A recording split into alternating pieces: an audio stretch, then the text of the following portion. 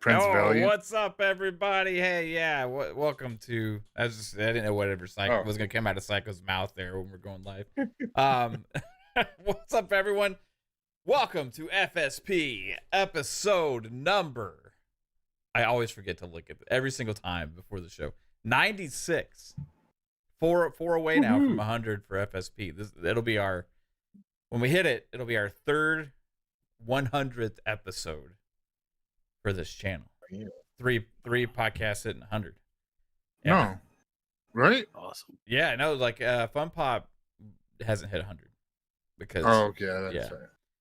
It keeps coming and going. You know what I mean? So Yeah. it's like, it is what it is.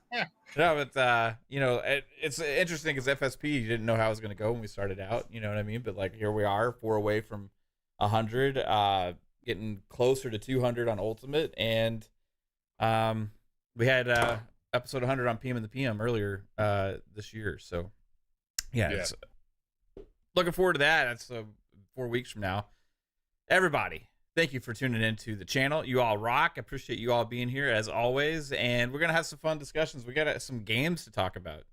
Actual games. Yes. Lots of crazy discourse going on the last several months. But one thing that has remained constant this year is amazing games. And we have maybe one of the biggest of the year dropping this week. So we're going to kind of talk about that and some other things. There's more rumors out there. There's more fun speculation to be had, even though some people out there tell people to stop talking about certain things or stop making certain guesses, but we never do that here. We always continue the conversation. But let's get to this amazing panel. Everybody say hello to 3-Bit. What's up, 3-Bit? How's it going, man? What's up, guys? How's everybody doing? I've been playing a little bit of Scott Pilgrim today. Scott Pilgrim versus the World, one of my favorite movies of all time. I also love the game. I beat it like probably more than 20 times past this point. But you can like go back and play as each character, and I like on the 360 I basically tried to 100% it, so it's almost a different experience in a way when you play as each character. So yeah, I've been trying to 100% it on because they re-released it. They took it off the store. I don't know if you guys remember that. They took it off the store on the 360 and then they relaunched it. So I basically starting over. I didn't remember that they did that. Isn't there a new Scott Pilgrim game or something? Yeah, that's it. So the original one, I guess it was something with the rights for Universal, had the rights to it, and then you could not buy it, and they completely just like erased it. Oh, okay, yeah. Oh, but there is a new show. Yeah, the show, I like the show too. That was pretty cool. We watched. I got Kate to watch the movie for the first time like a couple weeks back, maybe like a month ago. Yeah, okay. She liked it. Yeah, I think she liked it. Okay. She thought it was a little crazy and over the top, which it is, but I think she enjoyed it. My daughter also has gotten into Scott Pilgrim. Heck yeah, it's a good time. Yeah, I love Scott Pilgrim. It's like a ridiculous kind of. It's like a mixture of all the things I love, like video games, comedy, all the things. So, anyways, yeah. Kate said it was okay. It was kind of weird. Right on. Fuzzy, how are you doing, man? We actually, me, you, and 3-Bit were all on a show yesterday, so it hasn't been that long since I've talked to both of you guys. Yeah, y'all's new show, Pixelated Echoes, is racing to record hot start numbers over there on the YouTube channel. You guys are doing amazing. Had Black Viking on yesterday, which is a great show. Crazy good conversations over there. But how you doing, Fuzz? I'm doing great. I went on a little bit of a field trip with the wife and her a couple of her classes and stuff. Took a trip to the NSA. So what better way to start the day? But outside of that, been just watching Twitter, gaming journalists getting exposed. It's been some fun times. I mean, last night was fun. Conversation was good. But man, it's been a wild ride with all this recent pro news and games coming out real soon and people forgetting that they played a game a year ago and then refunded it, and now it's a 95 or better. So yeah, some good Yeah. times. Yeah, just wasn't into it. Yeah, I'm gonna refund it, but then I'm gonna a year later, give it a 90 plus. Oh, I'm a platinum it too. Yeah. Yeah, that was ridiculous. Crazy. Yeah. It's so interesting. Why would somebody refund something that they're gonna give that kind of score to like a year later? They said they weren't into the music. I don't Yeah. know. Did the Hi-Fi Rush music change? I don't think Yeah, so. that was- Yeah. It's more PlayStation-y now because it's on a PlayStation, so it's maybe it's because he's using the Pulse headset. yeah. The dual sense enhances. vibrating in his Yeah. hands got him feeling a certain way. It's got that what is it called, that the sound that they got on the PlayStation that it gives it like the full surround. I forget the fake surround thing Oh, that they like the call. Pulse something. Yeah, I I don't think remember Pulse what it's Audio. called. Yeah. Yeah. They got their own names for everything over there on PlayStation, right? So it's hard to remember. PSSR Pulse. Yeah, PSSR 8K 120 hertz listening. Yeah.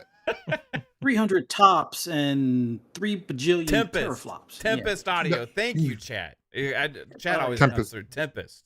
Yes. It's because he's listening in Tempest audio now, man. It brings it to life. And those DualSense Yeah, I guess, controls. Yeah. Yeah. Yeah, I guess blow Dolby in the Audio controller. or Dolby Atmos just wasn't enough. I don't know.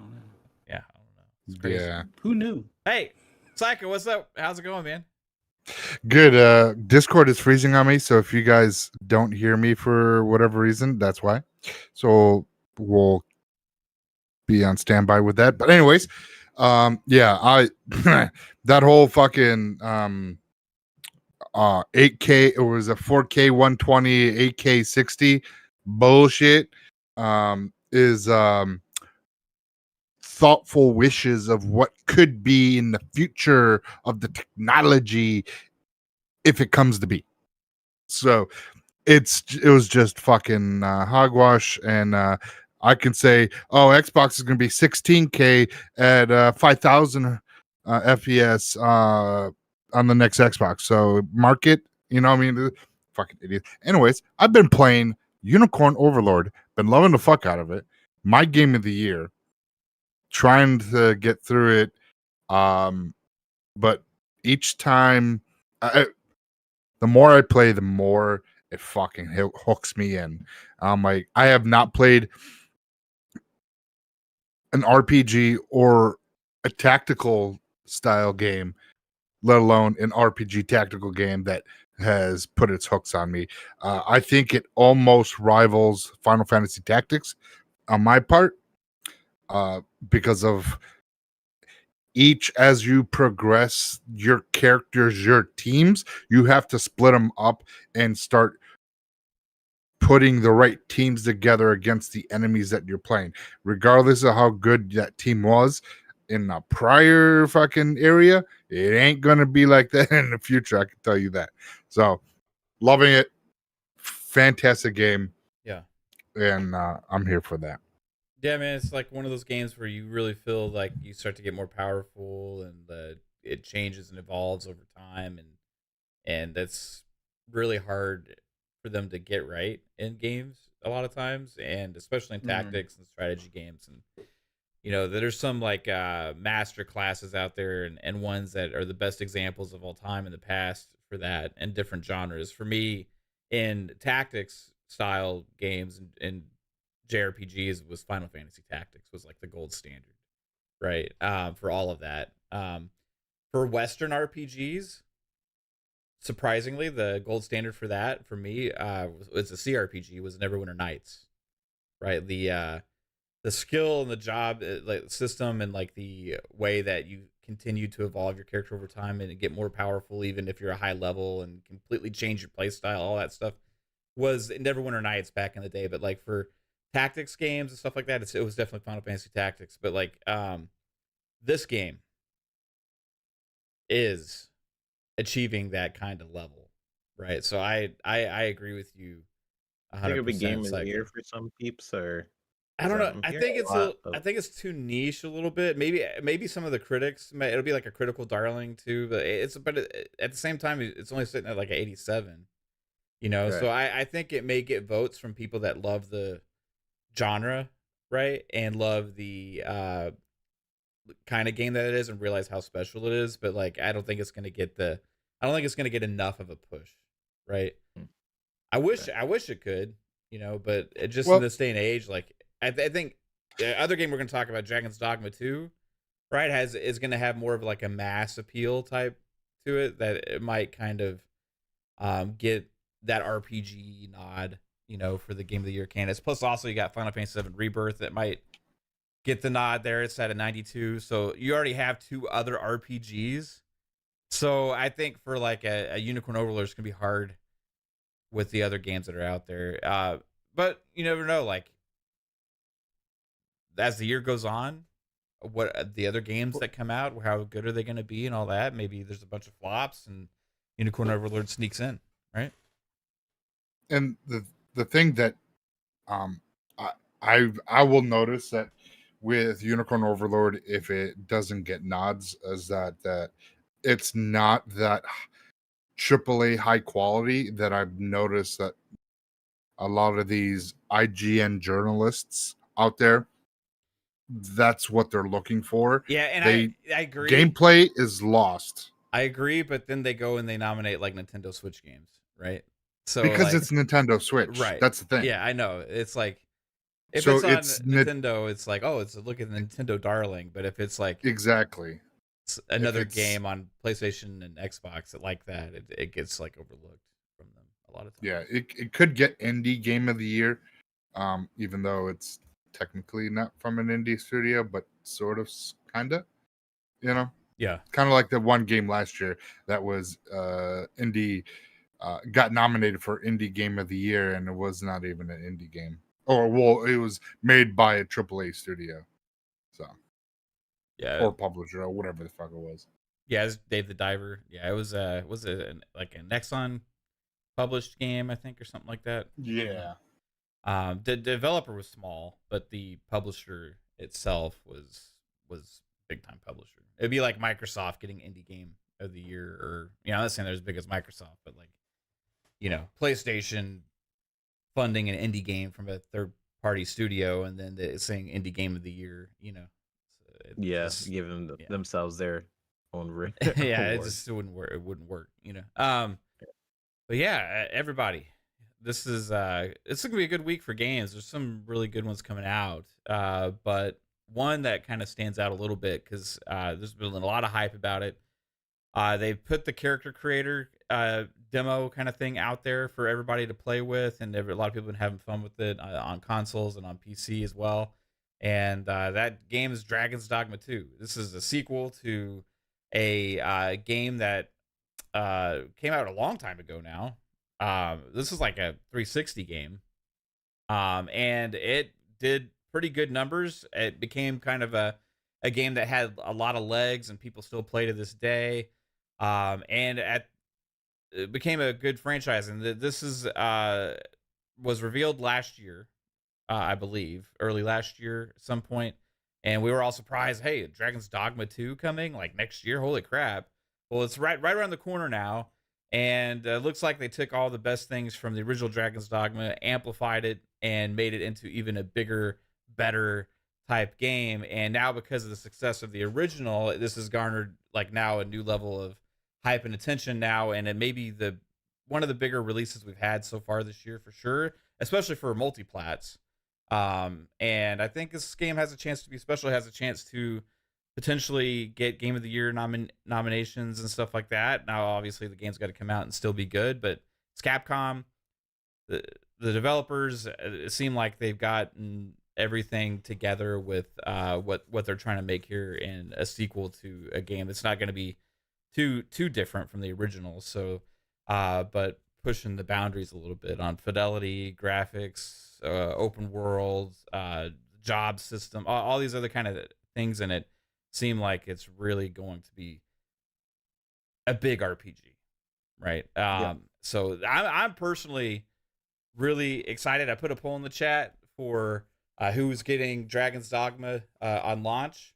And I kind of want to know from you guys, like, who's getting it. Like, is this something you're gonna get 3-bit, or is it kind of Yeah.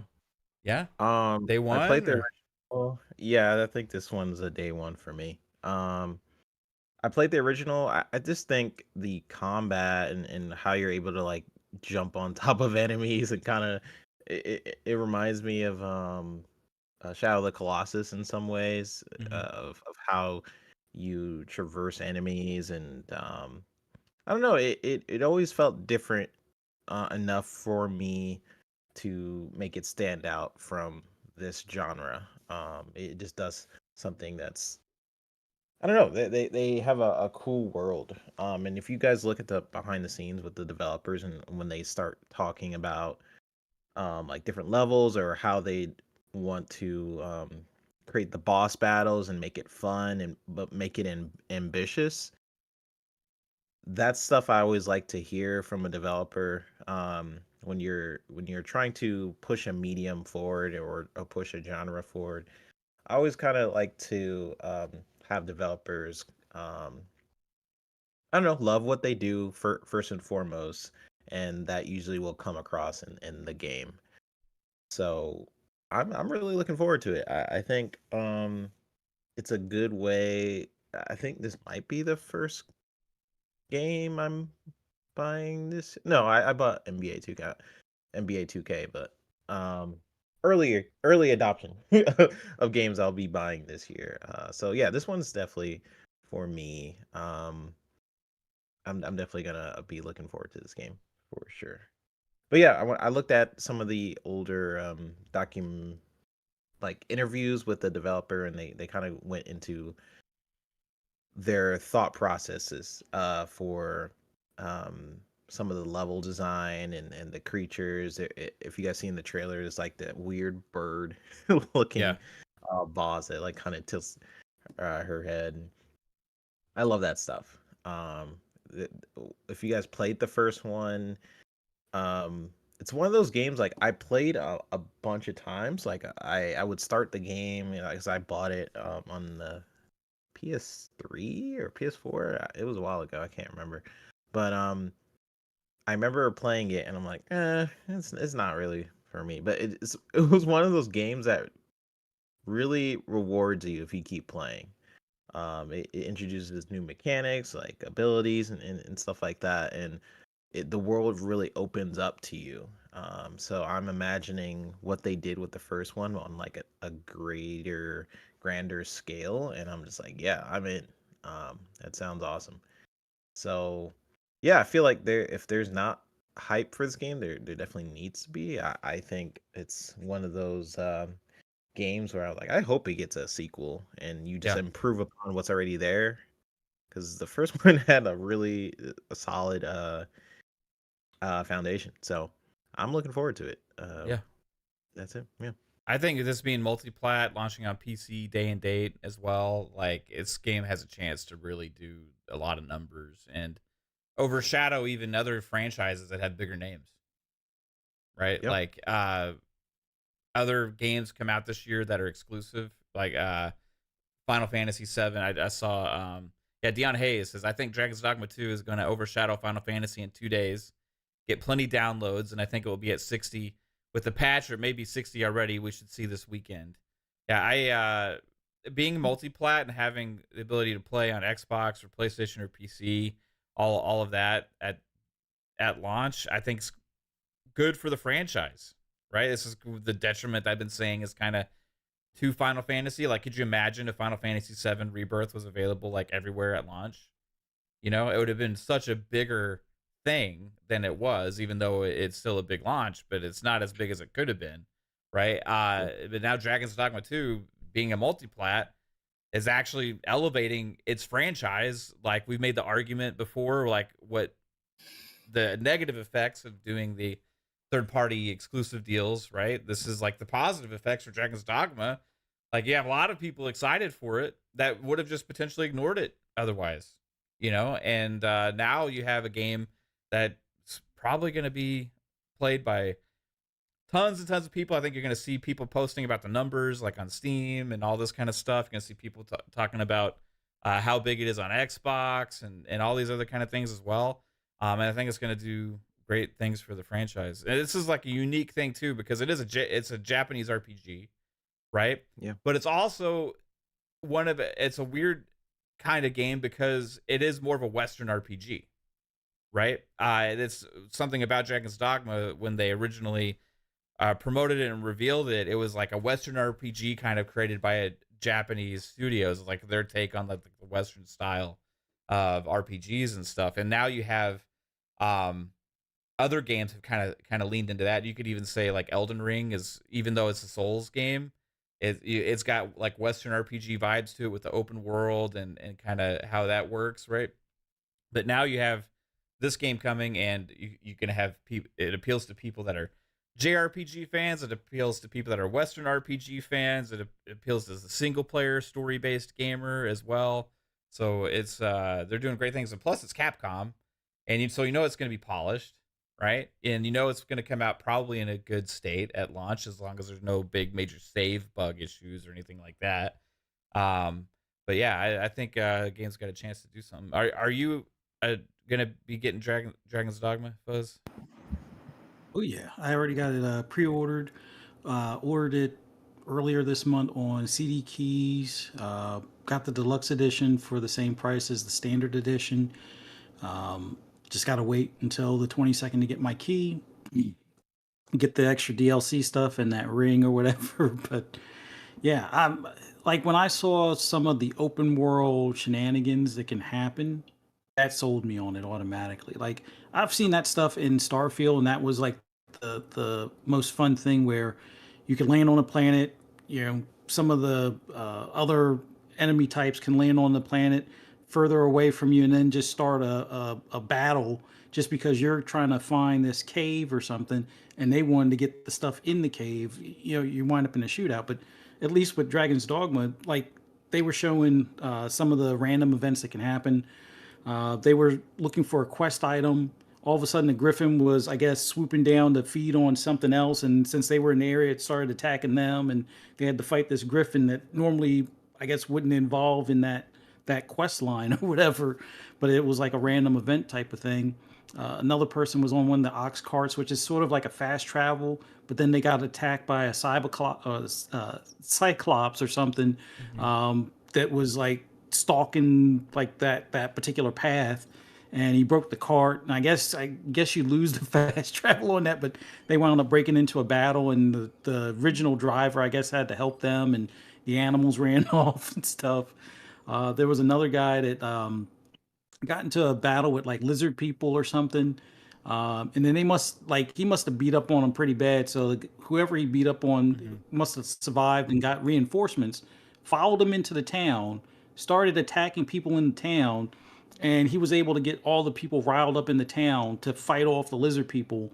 That, like, this was supposed to be a town where he was supposed to just rest and go on a quest, and now he's got like a lizard people versus townspeople battle in the middle of the night type of thing. Like, it's just all of the random things that can happen, and it doesn't hold your hand. It's not like a marker saying you have to go here and it's right here. No, it's like, go to town and talk to some people, ask questions, like the things that you would probably have to do, not necessarily in real life, but things along those lines, where you kind of either stumble across stuff or kind of discover it on your own without it feeling like you have like blinking flashers, like, oh, talk to this guy right here at this store. No, you just talk to people, and they might point you, oh no, Bill down the street knows about that, go talk to him, type of thing. So yeah, I love those types of things in games where it's like unscripted, scripted kind of. Yeah, you make your own story within the grander story that they're trying to have you play through, right? Like, you know, nobody's playthrough is gonna be the same. That's the thing, like, about role playing games. Like, you're really playing a role within it, and you're gonna cause things to happen that nobody else is gonna have, right? And that's that Western RPG element right there coming through. Whereas, like, you know, JRPGs traditionally, like, are more just you play through specific, like, okay, you go here and you know have your battle, you go here, you go your battle, and it's not like creating chaos or havoc. That's more like randomness, right? It's more about just the It's like grind of strict getting acts or through. chapters. Yeah, exactly. And like this is what's kind of special about Western RPG genre, right?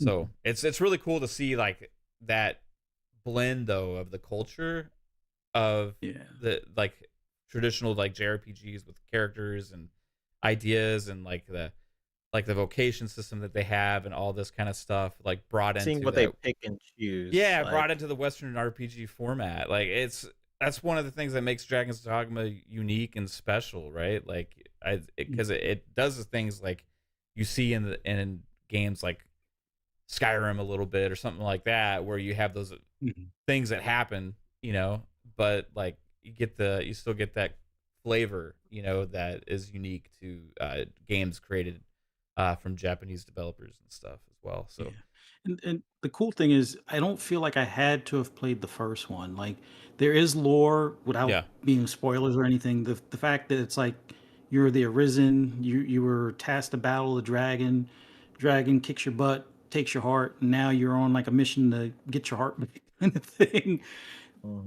Just that alone, like there's so much to this that's appealing that even without playing the first one, I can't wait until the 22nd to get into this game. Yeah, it's only 4 days away, bro.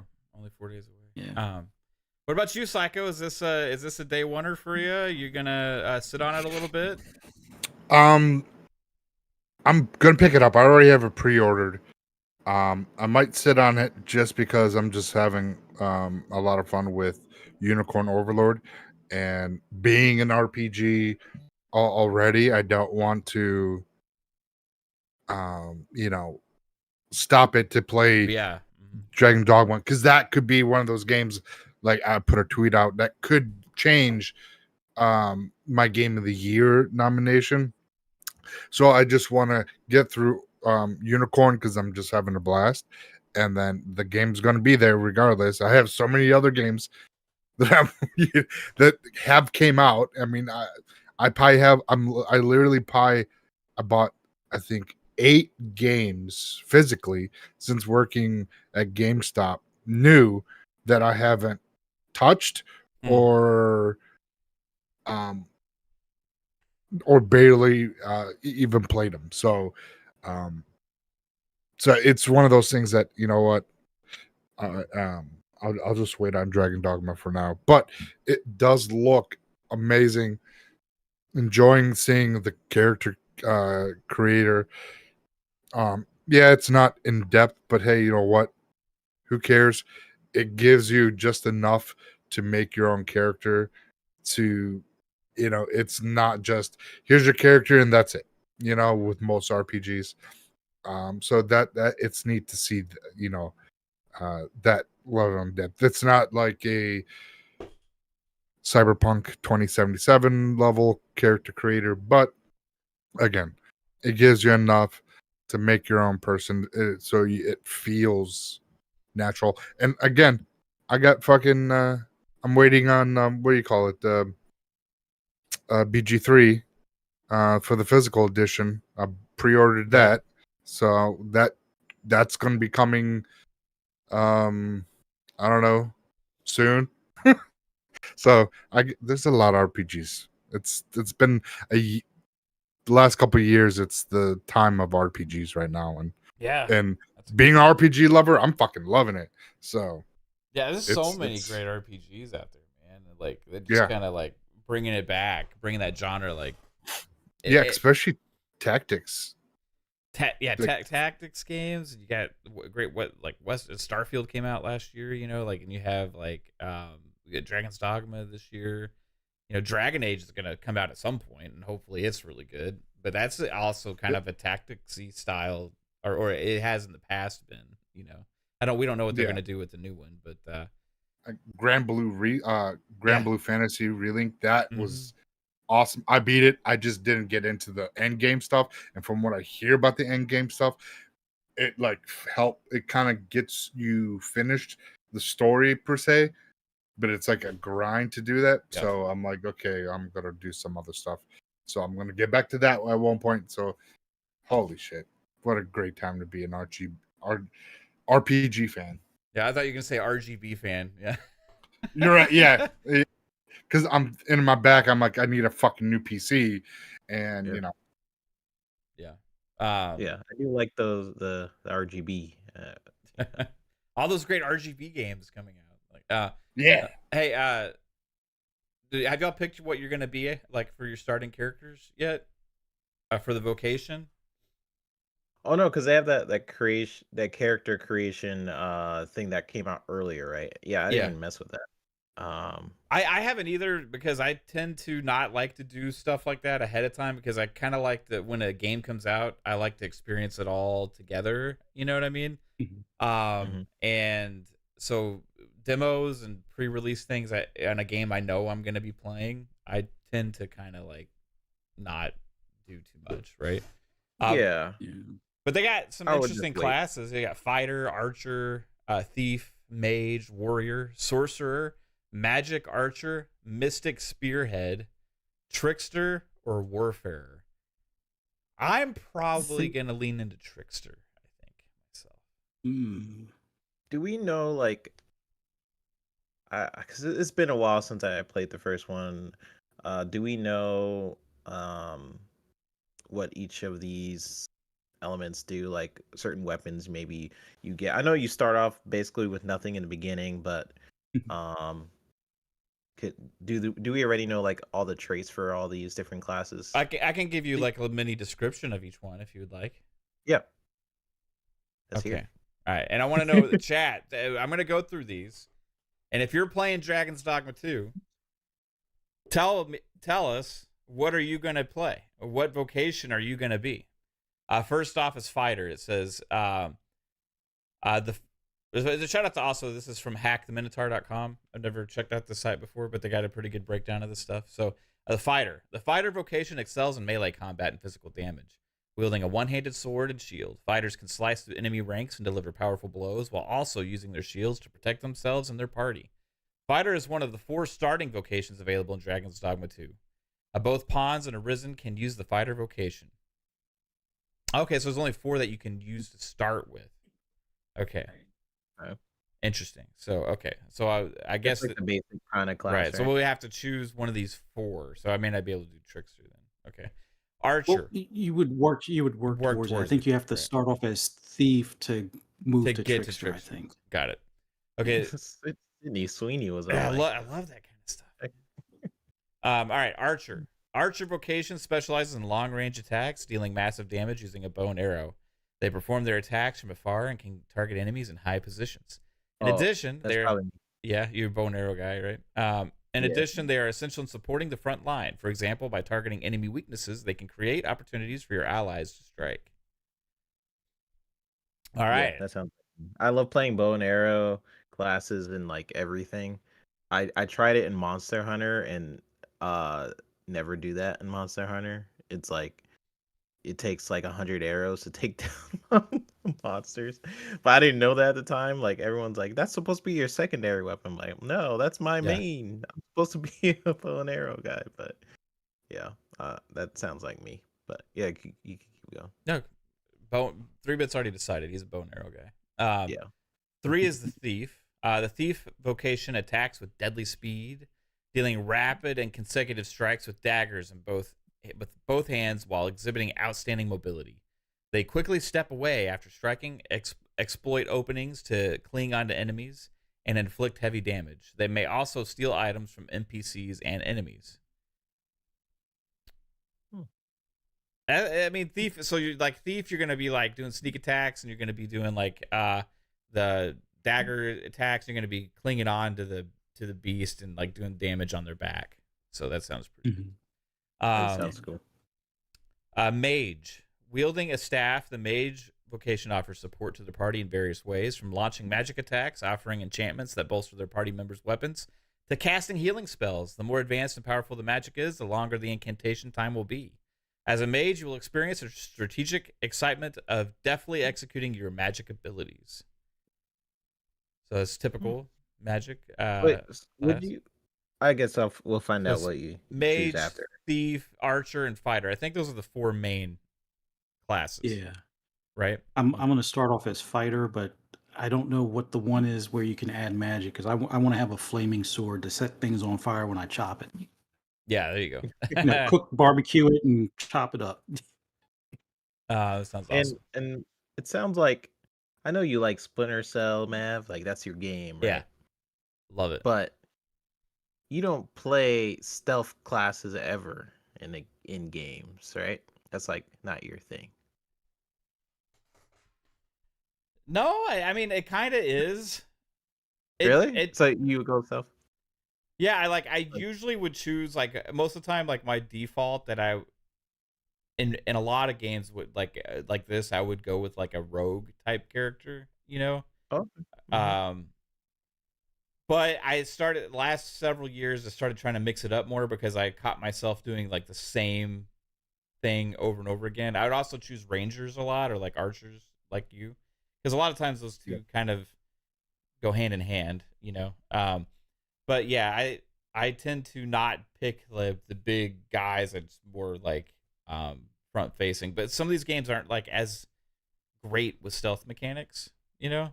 So like it's like you try and go into the situation, you fuck it up at the very beginning, and it's an all out war. Then you're at a disadvantage, right? So sometimes it's like depends on the game. Yeah, Monster Hunter was not made for my class. The class that I wanted it to be. Right.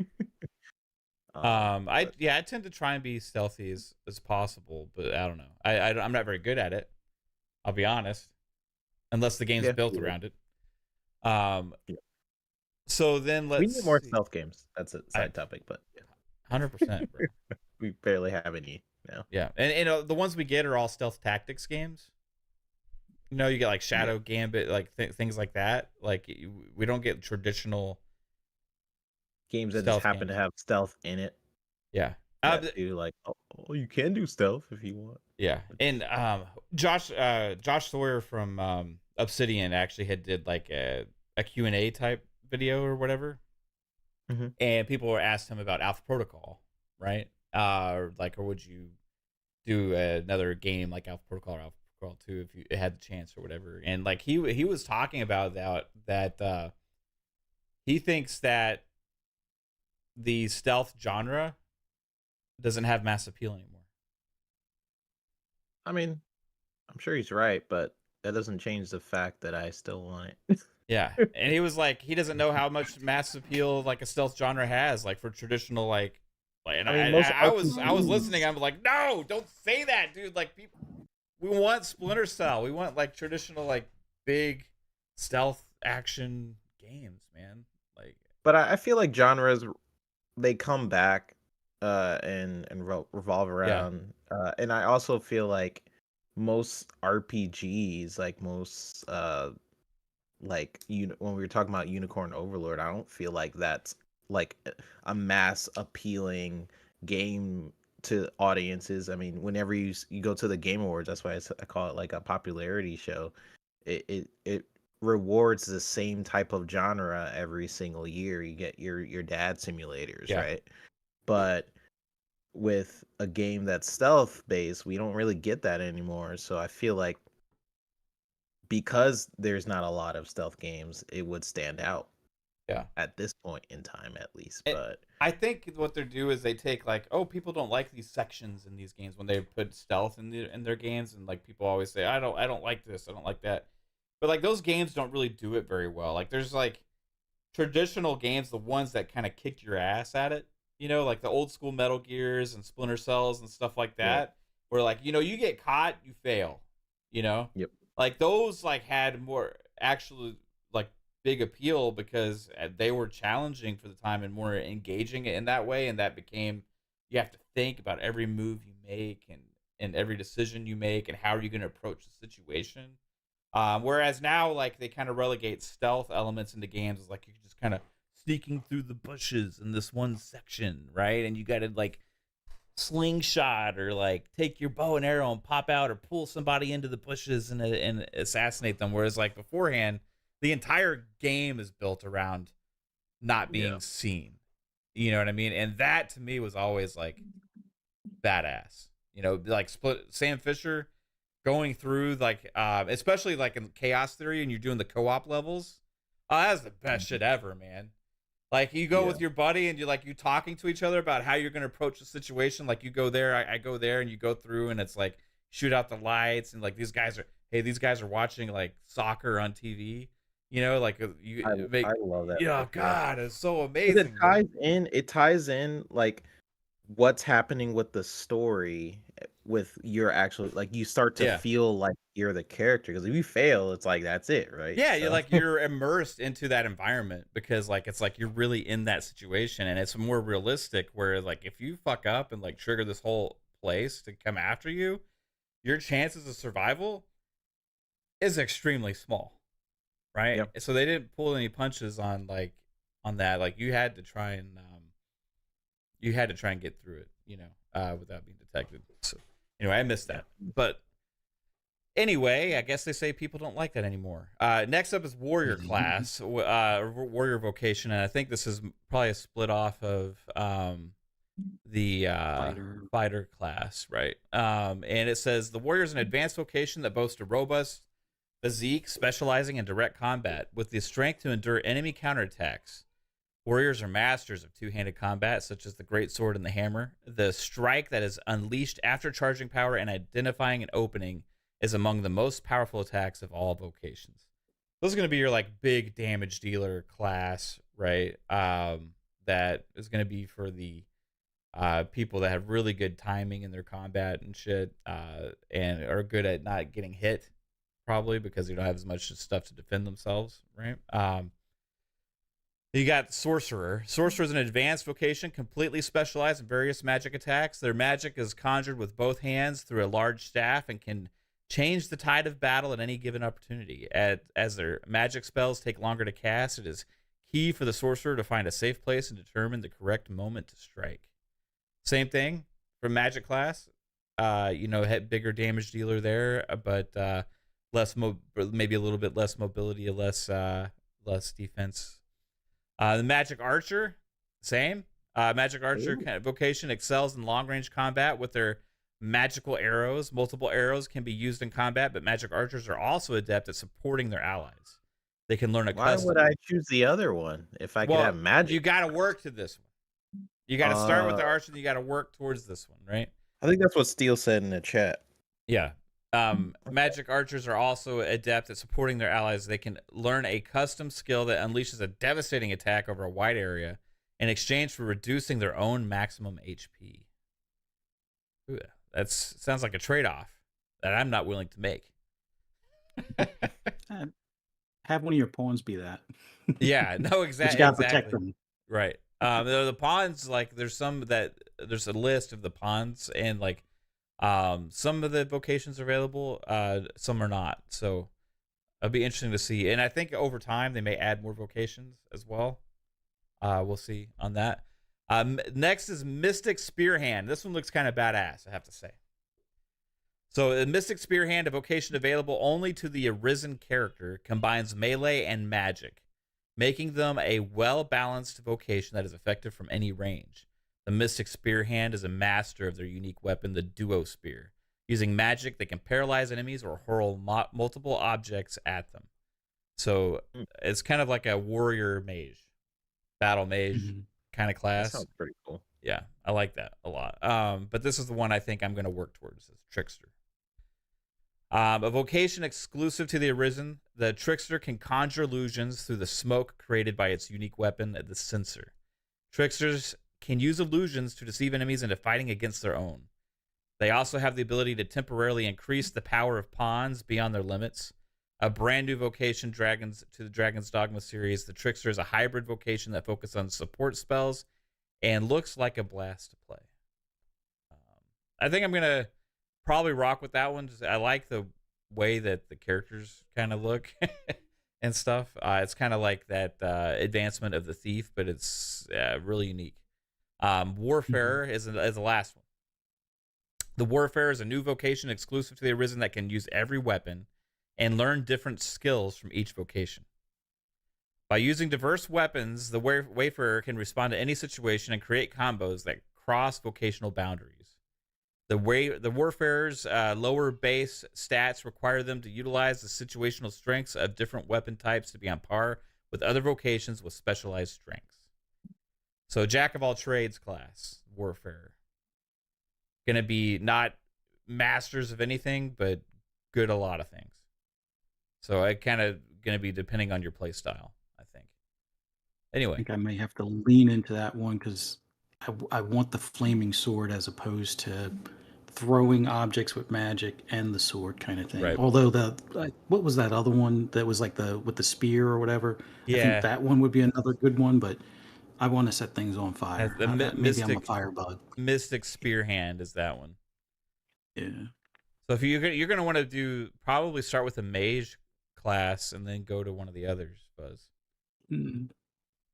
I think right now I have it where fighter for my main character or my arisen character, and then my pawn is a mage that will she will be eventually a sorcerer. So yeah, we'll see. What about you? Are you gonna go with the bow and arrow? Yeah, I still want to go with the bow and arrow, but if I can get a magic bow and arrow, I don't see why the heck not.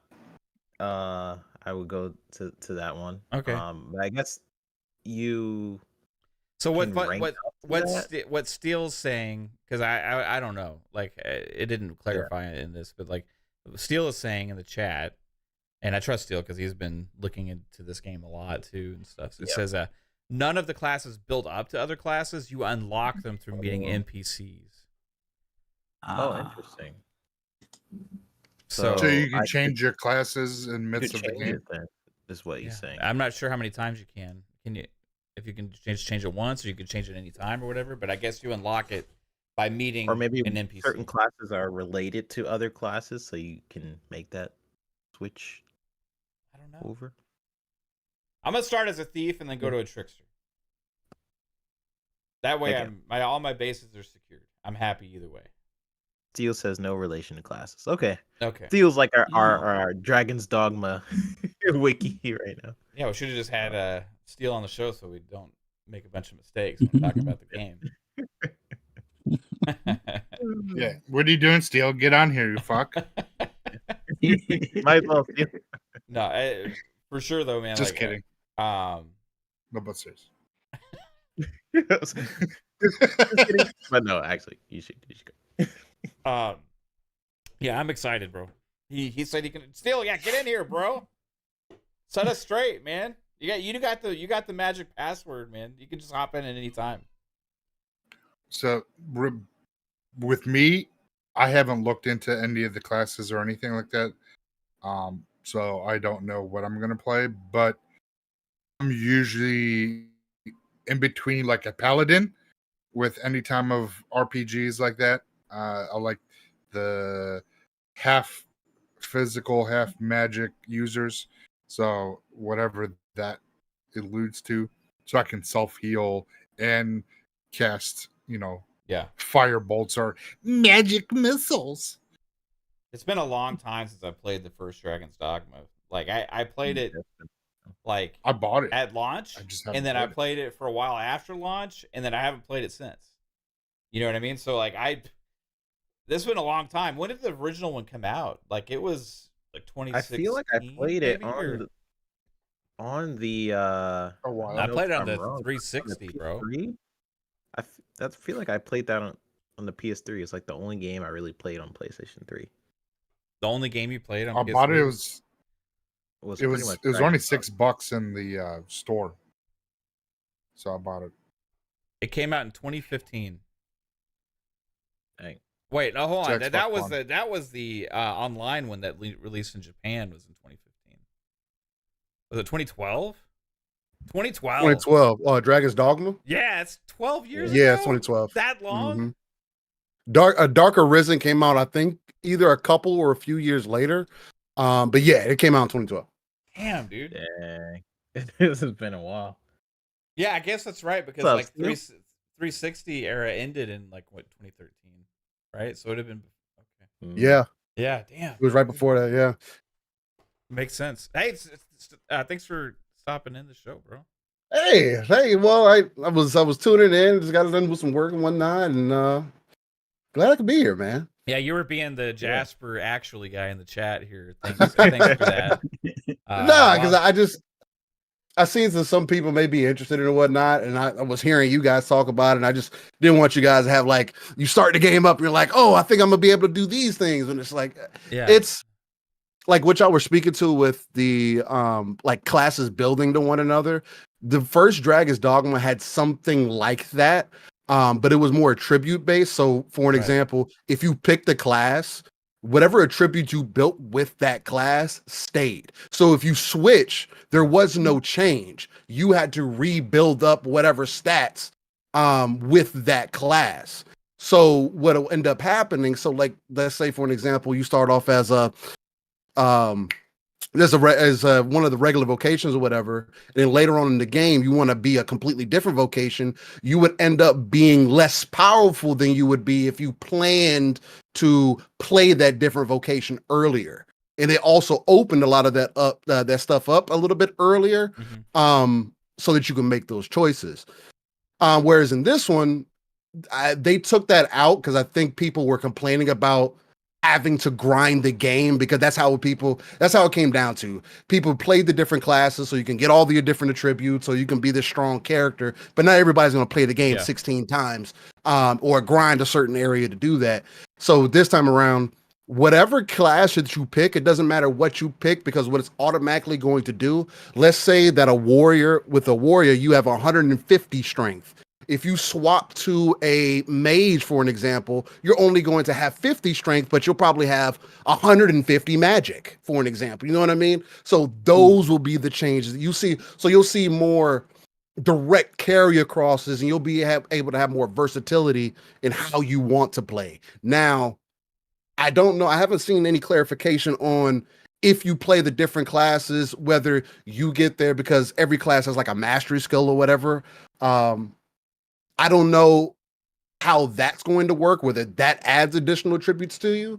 But that's something else that you could do. But mainly, Dragon's Dogma 2 is trying to allow people to have a little bit more freedom than what they had in the first one, because it's already it can be a very daunting game in a lot of ways. So yeah, I do remember that about the original. Like I was like, there's just so much. Like it's a big right? But I think it's gonna do numbers, man. Are you getting it day one still?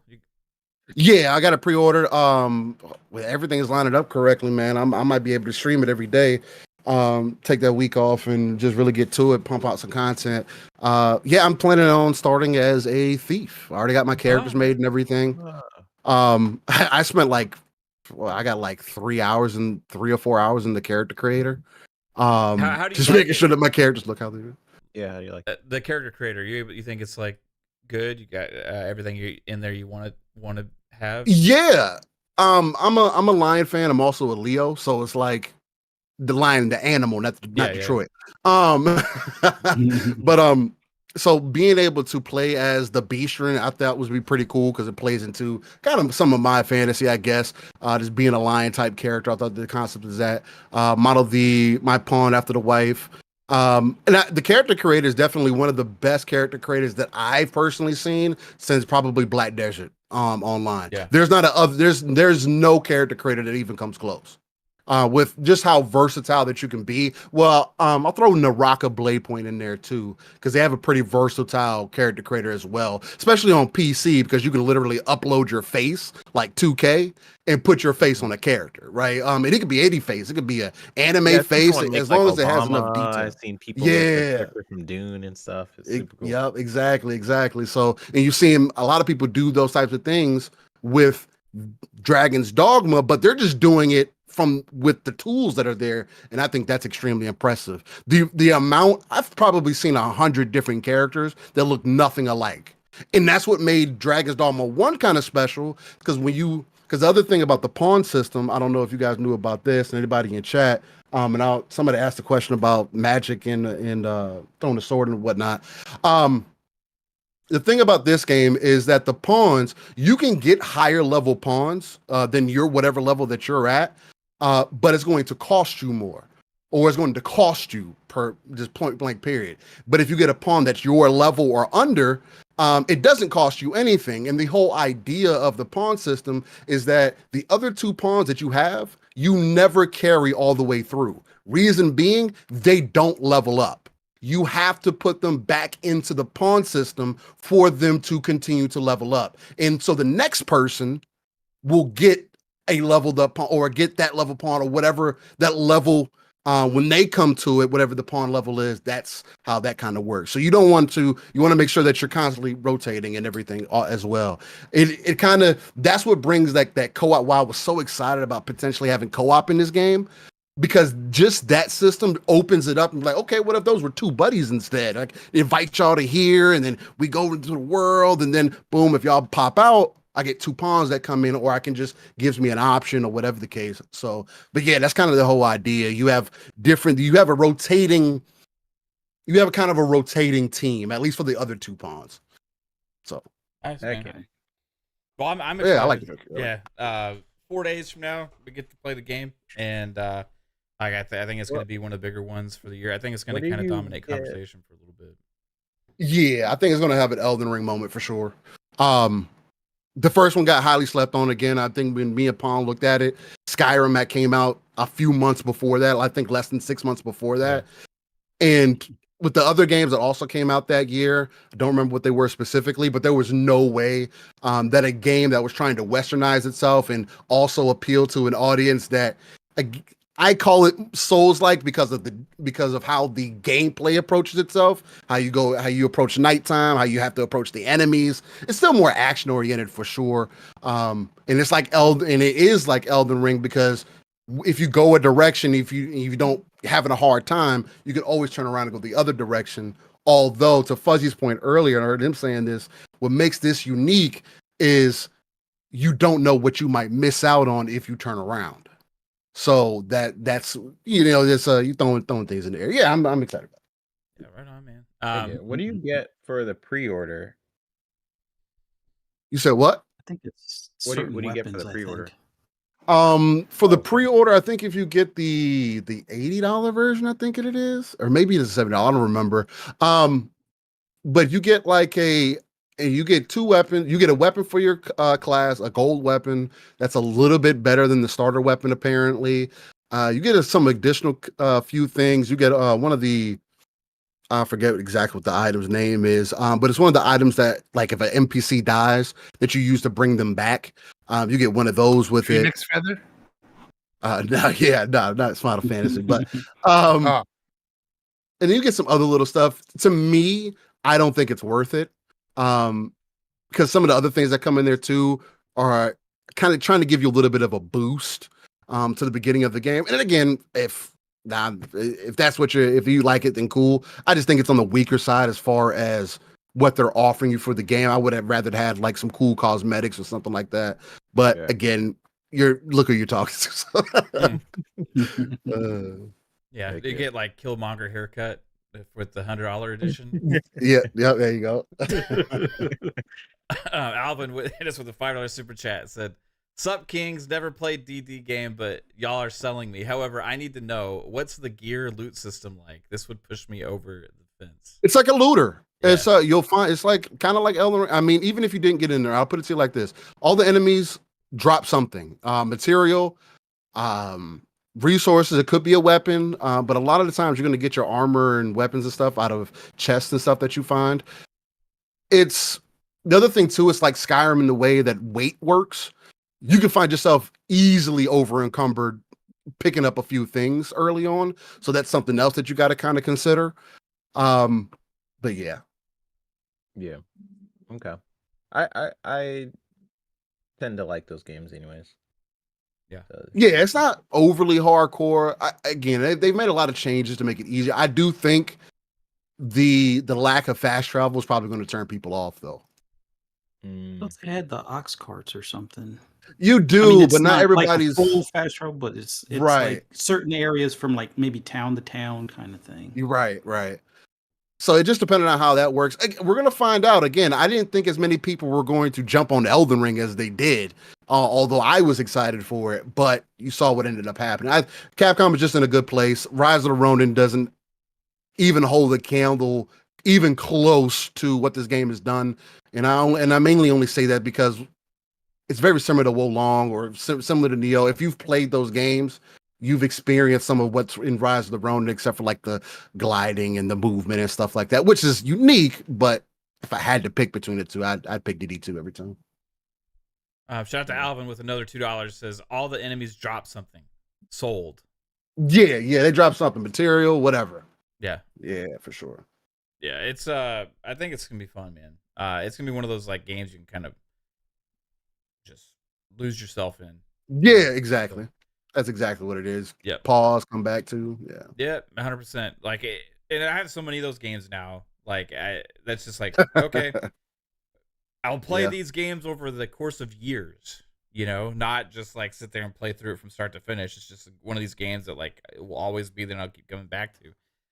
I am curious what you guys are all getting it on. Are you guys getting it on PC, getting it on console, or what? Because we don't know the frame rate right now on console. Like, I don't think they've actually confirmed 100% like what the modes are yet, unless I've missed it. But I know that people are saying it was going to be. People were saying it's going to be 30 because of the preview that I think Digital Foundry had originally or something, right? Or the beta, or I don't remember exactly what it was, the insider test or something like that. But it could have been missing modes and all that kind of stuff. But I think at that point, it was like, was it unlocked frame rate, but like mostly 30 or something like that on console? There was a little bit of a controversy on it. I can't remember exactly what it was. But you know, PC, you don't really have to worry about that. You know. It's from all the previews that I've seen, it's 30 for the most part. They did say when certain explosions and stuff like that happen, it does drop down noticeably under 25, 23 maybe frames. So that it does have that working against it. But yeah, I'm gonna get it on PC mainly just because it's so easy for me to pop it on, drop off whenever I need to, whatever the case. And again, performance doesn't have to be a concern. But I don't know. I've been looking into some things about frame timing and just people getting into the frame conversation and just peeling the onion back a little bit. And I will say again, I'll never excuse 30 frames. I will say though, it does look like Capcom did try to make this, at least timing wise, as smooth as an experience as possible for what they're offering. Again, literally everybody said there's no load times in this game. Yeah. Other than like when you do the ox cart stuff, when you take a nap or whatever, when you go to, there's literally everything is seamless. So that is something that is a little bit different. Again, I know Red Dead Redemption did it too, right? So obviously it's possible, but I would definitely like to see, this might be another case where we end up getting a 60 frames patch 6 months to a year later. How well did because I know Dragon's Dogma, I initially played it on the PlayStation 3 and then I guess they had different versions of it. Did that ever get like no? This is why it's locked 30. That is the exact reason why I've been leaning towards getting it on PC, because we're at like what we said, 12 years later, right? And the game's still 30 on console. So do I have 100% faith or trust that they will update this game later on better hardware if I buy it on console? Not really. I wouldn't. I wouldn't bet on it. Yeah, I wouldn't necessarily bet on it unless there is an uncapped frame rate mode, right? That we kind of I was talking about before, that when some people were saying they'd rather have locked 30. Like, I like locked 30, sure, but like give me an unlocked option, because that way if we do get better hardware, it can take advantage of it. You know what I mean? Whereas before, if you just stick with lock 30, they have to do more work later to unlock it and stuff like that. So the PC may be, like, for future proofing wise, you know, the better choice here.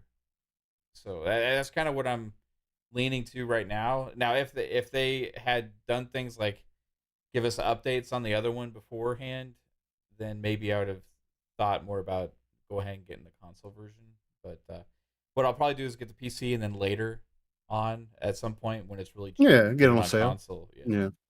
I'm still not PC man yet. I probably will be making that transition at some point. Because I have a powerful PC and I want to start using it, but I still love my couch. A lot when you work on it as well. Yeah, I work on it all day, so it's like when I Yeah. play. I notice it. Yeah, it's just like I notice it too. here I am working all day, and then I go to another spot to like kind of play games and get away. Yeah. Peter. So it'll probably be on Xbox Series X, and might just bite the bullet with that 30 frames, and then maybe buy it again later on PC. Yeah. I feel like that's God, the I route I'm hate that I probably even have to think about or make these decisions, bro. Like, Yeah, everything needs to be crossed, but like I it needs to be know, crossed man. by. Like I cannot stand that. That doesn't benefit nobody else but the corporation, and they love it when we do that. Yeah. They love that. Matt, I hate Matt, it. Yeah. just get it on PS5. So when the Pro comes out, you can play it on 8K, 60 FPS, and have a great time on the PlayStation Pro, bro. But that's the I one know I'm saying. Cycles. Though, like, but like that's what I'm that's what I'm saying. I Cycles don't, being funny, but even if like they could do it right, like Capcom had how many chances to give us 60 frames mode or up to update the original Dragon's Dogma on console? They might right? give us they might do like a update, like a Divinity update and resell it. It's if you ask me, Capcom. it took Look the what they did game with 12. Resident Evil. Yeah, that's a good point. If you ask me, it took the game 12 years for them, well, for fully completed, but it took them 12 years for them to sell 3 million copies. Yeah. So, I mean, if you put that into perspective, I can understand why probably they weren't in a rush. And it's not like, because especially at the time, everything had to be, well, depending on who you were, because other people were doing things differently. Where it had to be a certain way. Again, I definitely get the worry. That's why I would get it on PC. But if it was a comfort choice, I'd probably get it on console if I was just trying to be comfortable or whatever, whichever the case. But can every company please just do cross-buy? Let's go. Yeah, they need to. Yeah, 100%. I should be able to buy a game at least on play Xbox. it, Yeah, play where I want. You know. Yeah, buy it on Xbox, play it on PC Game Pass. Yeah. You know, Rockstar is definitely not going to do that. They'll be like, "Word, you want to?" Oh get no. no. I bought GTA 5 like I don't even know how many times. I got it on 360, then I got a PS3 version, then I got the Xbox One version, and then I got it on PC. Yeah, I don't remember. I got a bunch of times. Yeah.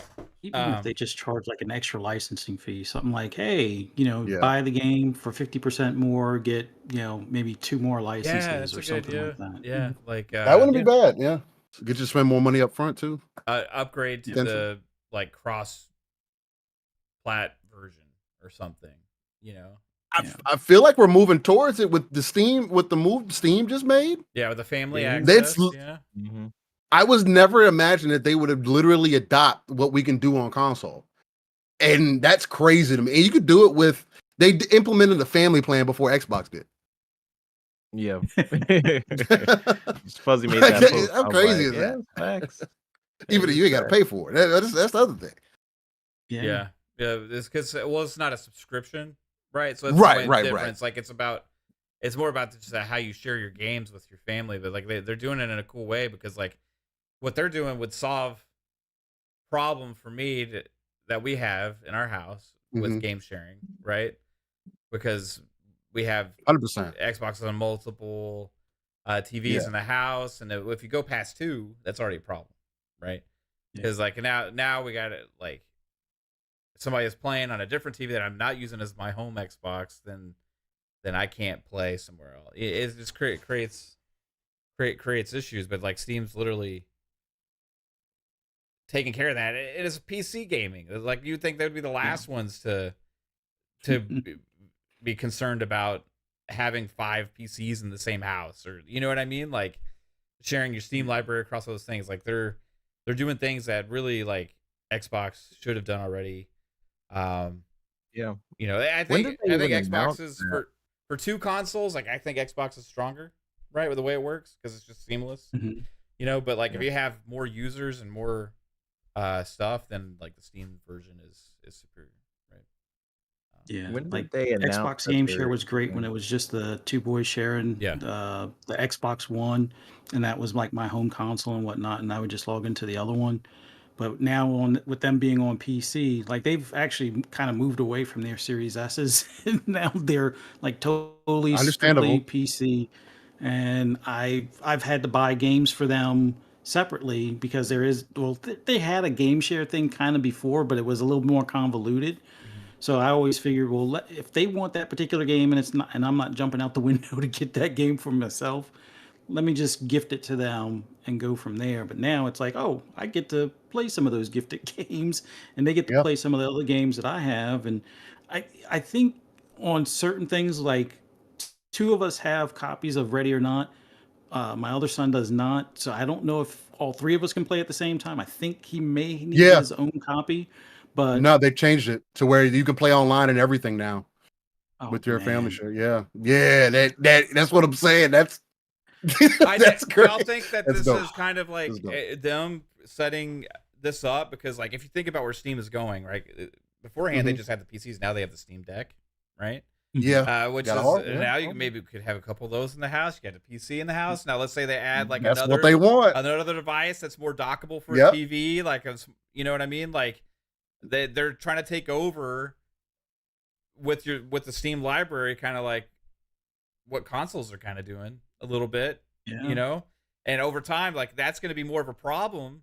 You would think that would have been more of a problem if they didn't have something like this implemented. The more devices you have, because if you start replacing consoles with Steam type boxes or Steam type consoles, then all of a sudden, okay, well, how can my kid play? How can it's kind of solve? It's like they're kind of looking ahead a little bit about what their strategy is to get this implemented now. I think it's smart, man. It's like if think Netflix started making TVs. Yeah, Yeah. I think they definitely got their crosshairs on Xbox. Like I think they realize Xbox's ultimate goal is in their backyard, basically. So they're like, "Hey, well, A good let's see partnership. what we can do." Yeah, Yeah. yeah. Yeah. it's interesting. Yeah, we'll see. Xbox, you're up on the family plan. Come on, let's go.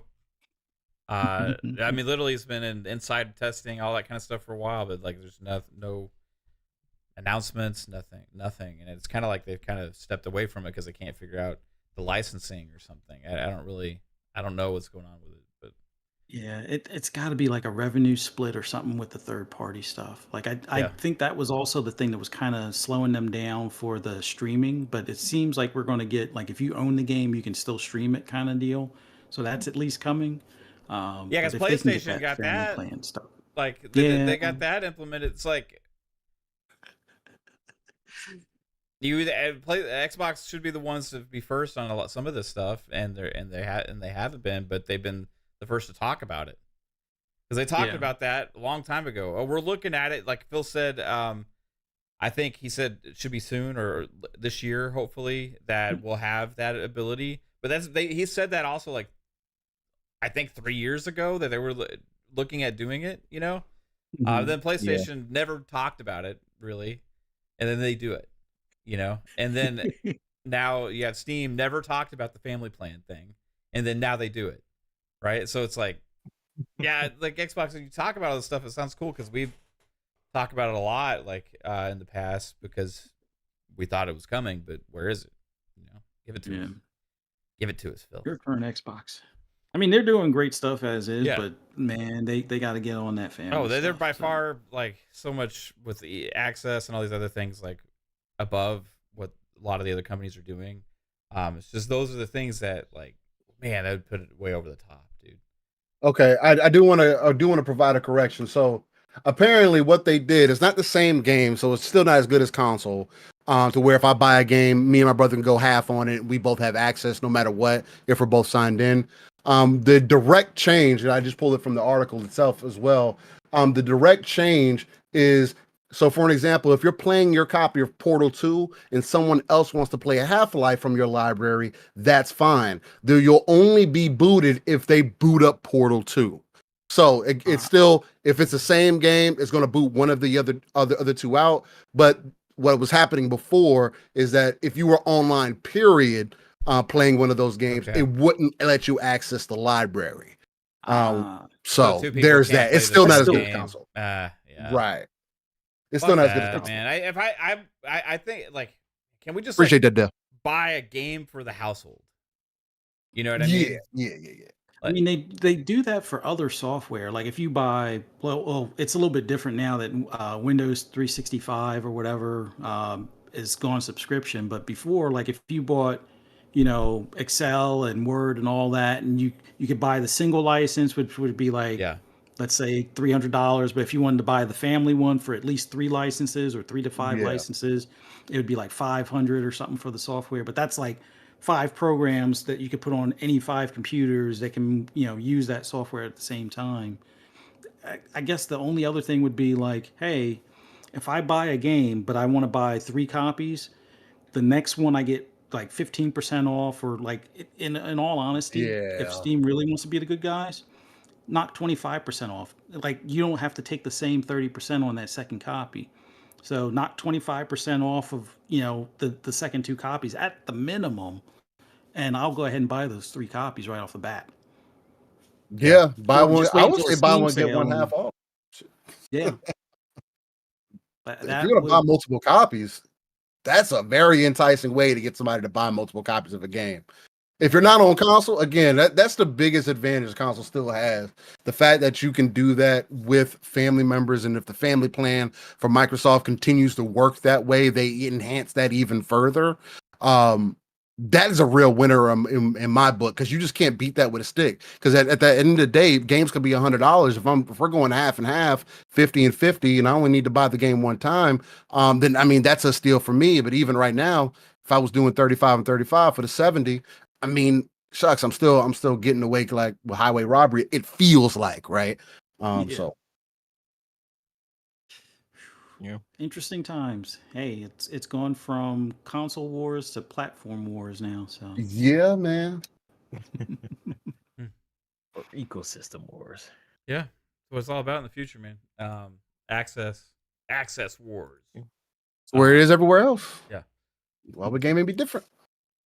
Let's see what else we got. We also had a little bit of rumor type speculation thing leak come out from Insider Gaming again today. This one involved an Xbox dev kit. It was in Korea. Where there was so this was on Insider Gaming today, and I'm trying to. Oh, there's Cisco. Hold on, I'm trying to find where I posted the article in the chat earlier. Oh, did they remove it? Did they remove it? Oh, got pulled? No. Okay, they didn't. Okay. Okay, I'm about to this say. is- On that. A new Xbox dev kit rated in South Korea. This is from Insider Gaming. So, a new Xbox dev kit has been rated in South Korea. First found and reported by Xbox News for Koreans, this new Xbox dev kit was approved on Monday, March 18th. With a model number 2089, this kit was manufactured in China and Vietnam. Under the laws in Korea, all electronic devices in Korea must be certified by the National Radio Research Agency that there is no risk of harming the radio wave environment. Xbox News for Koreans posted, without getting certified, you can't use the device in Korea. With the approval from the agency, the device is now able to be used in the country and is likely to be distributed to game developers in Korea soon. Whether this is a next-gen Xbox or the long-rumored mid-gen refresh of the console remains to be seen. However, it is further proof to the notion made by Microsoft that the Xbox Series XS consoles weren't going to be the company's last systems. The latest Xbox console rumors have centered around an all-digital, all-white Xbox Series X console set to launch this summer. Microsoft, however, have yet to comment on the rumors or respond to multiple requests for comment on the system. For what it's worth, the Xbox X and S dev kits were rated in South Korea in June of 2020 ahead of the console's November 2020 launch. So the last time there was a Xbox dev kit rated in Korea, there was a new console 5 months later. It is now March 18th of 2024. What could this dev kit be for? Could it be like a Keystone thing? Could it be like a reiteration on the existing dev kits? I don't think it's a reiteration. I mean, you already I'll think tell the you Koreans why. already had dev kits, right? In South Right. Korea. So, like, why is there a new dev kit being rated in South Korea? And we didn't hear anything about a new rating for like the Xbox One S or the Xbox Series S, 1 terabyte.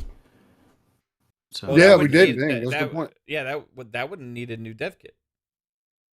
well, yeah, exactly. So Right. I doubt that this would be a diskless Series X. Yeah, there would be no point. So- There wouldn't be need a dev kit for that, right? Like, this has either got to be like a handheld thing. It's either got to be an update on the existing dev kits because they're just improving their dev kits, or Could be. it could be a Or- mid-gen refresh. Or it could Especially be with it that- being there, because they have better internet than we do. With Sarah Bond, I mean, what she said on the stage, like that we're working towards our most. What did she say? Like our most Biggest uh, generational leap ever. Like, I mean, do y'all Yeah. think this would be too early for like dev kits to go out for games in 2026? I mean, I would imagine that Um, this would be about right. This would be I would perfect. think. Yeah, this would be perfect timing. Yes, sir. Because like if the console's coming out shortly after, like, and they've already had partnerships with studios in Korea. We already know that, they've flown out there many a times, get those Mhm. dev kits in their hands. Like, they've already probably built the game spec to the Series X and S.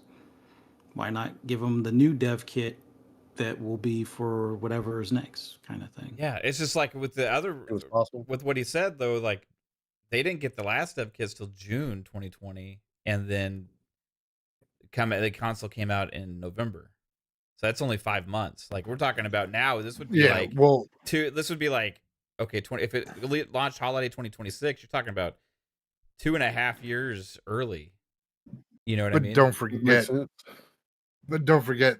at that point, Xbox was waiting on AMD for the RDNA 2 tool set, so that's why it was such a Well, what tool set will late they be on in released. 2026 though? You know what I mean? Like, I'm not gonna wait for the well. for No, whatever but that's what gonna they be, can do, like, but what they can do is have the if they're utilizing cloud technology with their game development for their SDKs being tandem, because they just did a partnership with video. I Yeah. posted it in our chat, so they possibly could do that, so where they can harness the extra computing power from cloud to help beef up the resolution in the environment, things like that.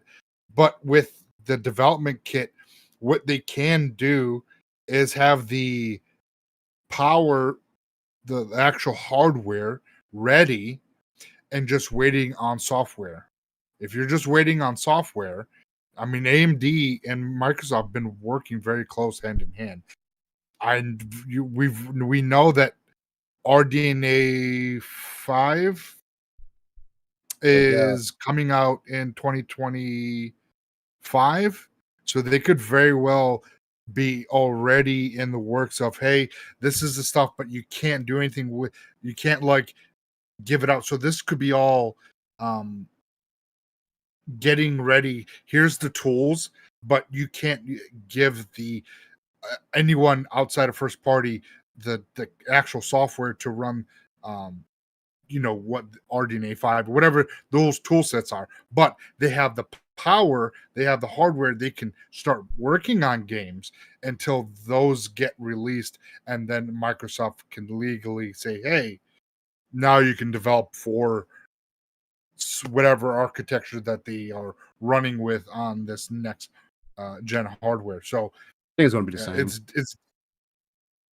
It's definitely not going to be RDNA 2. So on that aspect, Oh yeah, for sure. We're jumping up at We least level up a bit. couple. We're probably going ahead, but they can release hardware early, but just can't release the tool sets for said art. Whatever the tool set they're going to be using. That's the same reason why because they were waiting on actual hardware through Microsoft. Because they have the DirectX machine learning chip that's up in the actual Series X. That is, I think, what they were waiting on for this generation. I think a lot of the hardware was being made at the time, so Xbox waited. That's why Xbox is not going with a mid-gen refresh as PlayStation needs to. So they're just biding time till they do a 2026 release of a next gen, or if it's true, if we're gonna start looking at these console generations that actually like separated, because they're kind of muddled from Xbox One to Series X, PS4 to PS5. It's kind of blended, so there wasn't like the giant leap that we like, PS3 360 to Xbox One or PS4. There was a decent leap between the consoles, but I think going forward, we should be looking at these as how PC upgrades. It's not really a true next gen experience, but it's more of a new hardware for performance game. For the next performance of whatever, if the new word is ray tracing or path tracing or whatever they decide to use as their keywords, but we'll see. Buzzword. Yeah. I think definitely I interesting mean, to see that. how much of a boss move would it be like PlayStation 6? Everyone's talking about their mid-gen console. We're like, look, we kind of boosted the console a little bit, got some CPU, Yeah. and then Xbox just comes in and like, here's the series, whatever it's gonna. Their names are so diluted. Whatever the next series console Change is. it again. Yeah, I guess X. Xbox It's just the X. This one's just Xbox X. The X, whatever the heck is gonna be called. That would be a boss move because that would put PlayStation in a position where people were like, oh wow, look, they're gonna have something for GTA 6. Because right now, I feel like they should be thinking about GTA. Most companies should be thinking about GTA. And its launch is the biggest game probably ever. Yeah. So you would want to push, like, I know people say they don't care about console sales right now, right? But if you did somewhat care, you would. This is the time to care. Especially if you are thinking about launching a new console, et cetera, et cetera. And we know they are working on new hardware. I mean, that's been confirmed multiple times. We've seen leaked documents of them pushing a Series X diskless version or some sort of cloud version of Xbox. We know that was in the works. Whether that's changed is what we don't know, because those were old documents. Plans do change. So it could have definitely evolved from like, let's not make the diskless Xbox. Let's just go straight to the next generation. That is something that could have happened. I just think for 2.5 years early is like, for dev kits is pretty damn early. Like that's like, I don't know. That's why I don't think it's, because you don't think it's a new, I don't think it's I don't think it would be that for that yet. I think it's too early for that, because like, why wouldn't you wait for newer technology before you put the dev kits out, just like they did last time. I'm not saying they have 'Cause to. you can always upgrade the dev kit, right? Yeah, but Yeah. like didn't do that last time. Like Well, yeah, because they were Well, if waiting you're on playing- certain technology. yeah, it just 2.5 And if years, you're- man. I don't know. Like it just seems like I get it. Yeah. unless I get unless the it's not difference. actually 2.5 years away, but like it's a long time.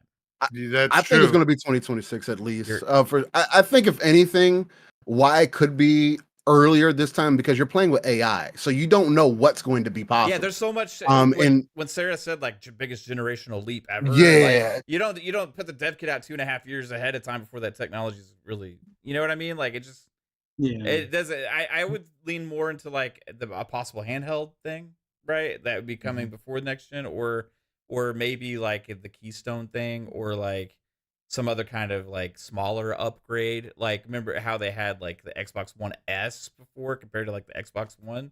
Like maybe there's something there that they can kind of like upgrade slightly that gives a little bit of a thing without being really a refresh. You know what I mean? That would require think them this to have is some new where- dev kits out. I think this is where I get into back into my bag about the old school way of thinking, and how the industry has been, and that things are changing. And if you're going to continues to be ahead of the curve, and if games are going to continue to be made on the same architecture, and the only thing that's changing is some back end things, how the box communicates with other pieces of hardware within itself. I think that being more adjustable over time versus hardware, right?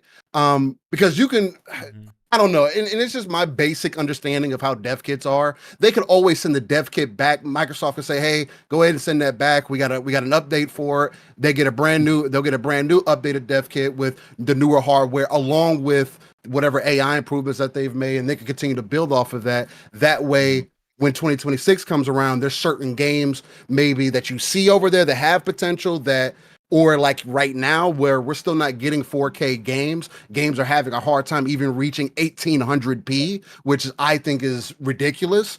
What if they're testing potentiality of maybe offloading some of the performance somewhere else, whether that's through the cloud computing, whether that's through AI, whether that's just through the development of the game, or of their games.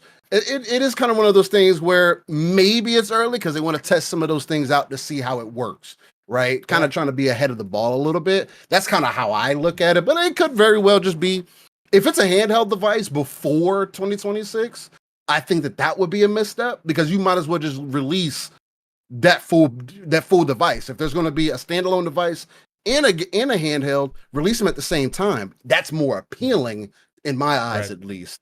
But again, I don't run Microsoft, so yeah, it's a lot of questions. It's just weird timing for like a news of a dev kit to come out.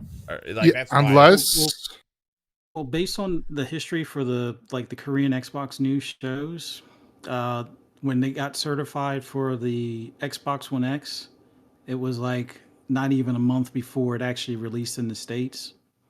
And then it was like 3 or 4 months for the Series X and S. right. And this one could be whatever is coming in the holiday or before the Yeah, holiday. I remember Sarah said like there's something this holiday, right? Or so I don't know. new hardware. Now, or looking something. at the numbers, like the model number was 1788 for the Xbox One X, 1881 for the Series X and S, Yes, and this is 2089. Yeah, that means nothing to me. I have no I don't know. So- All right, I've kind of researched this just a little bit. So from what I can see is that they have given they have staggered they'll give dev kits out initially, and then they replaced it. So they did a dev kit beta 1, dev kit beta 2, then there was a third beta kit, there was a third development kit before the fourth one that was the Xbox 360 XEDK beta kit development kits that came out late 2004, early 2005. Before that was more towards final hardware, so they do give them out early.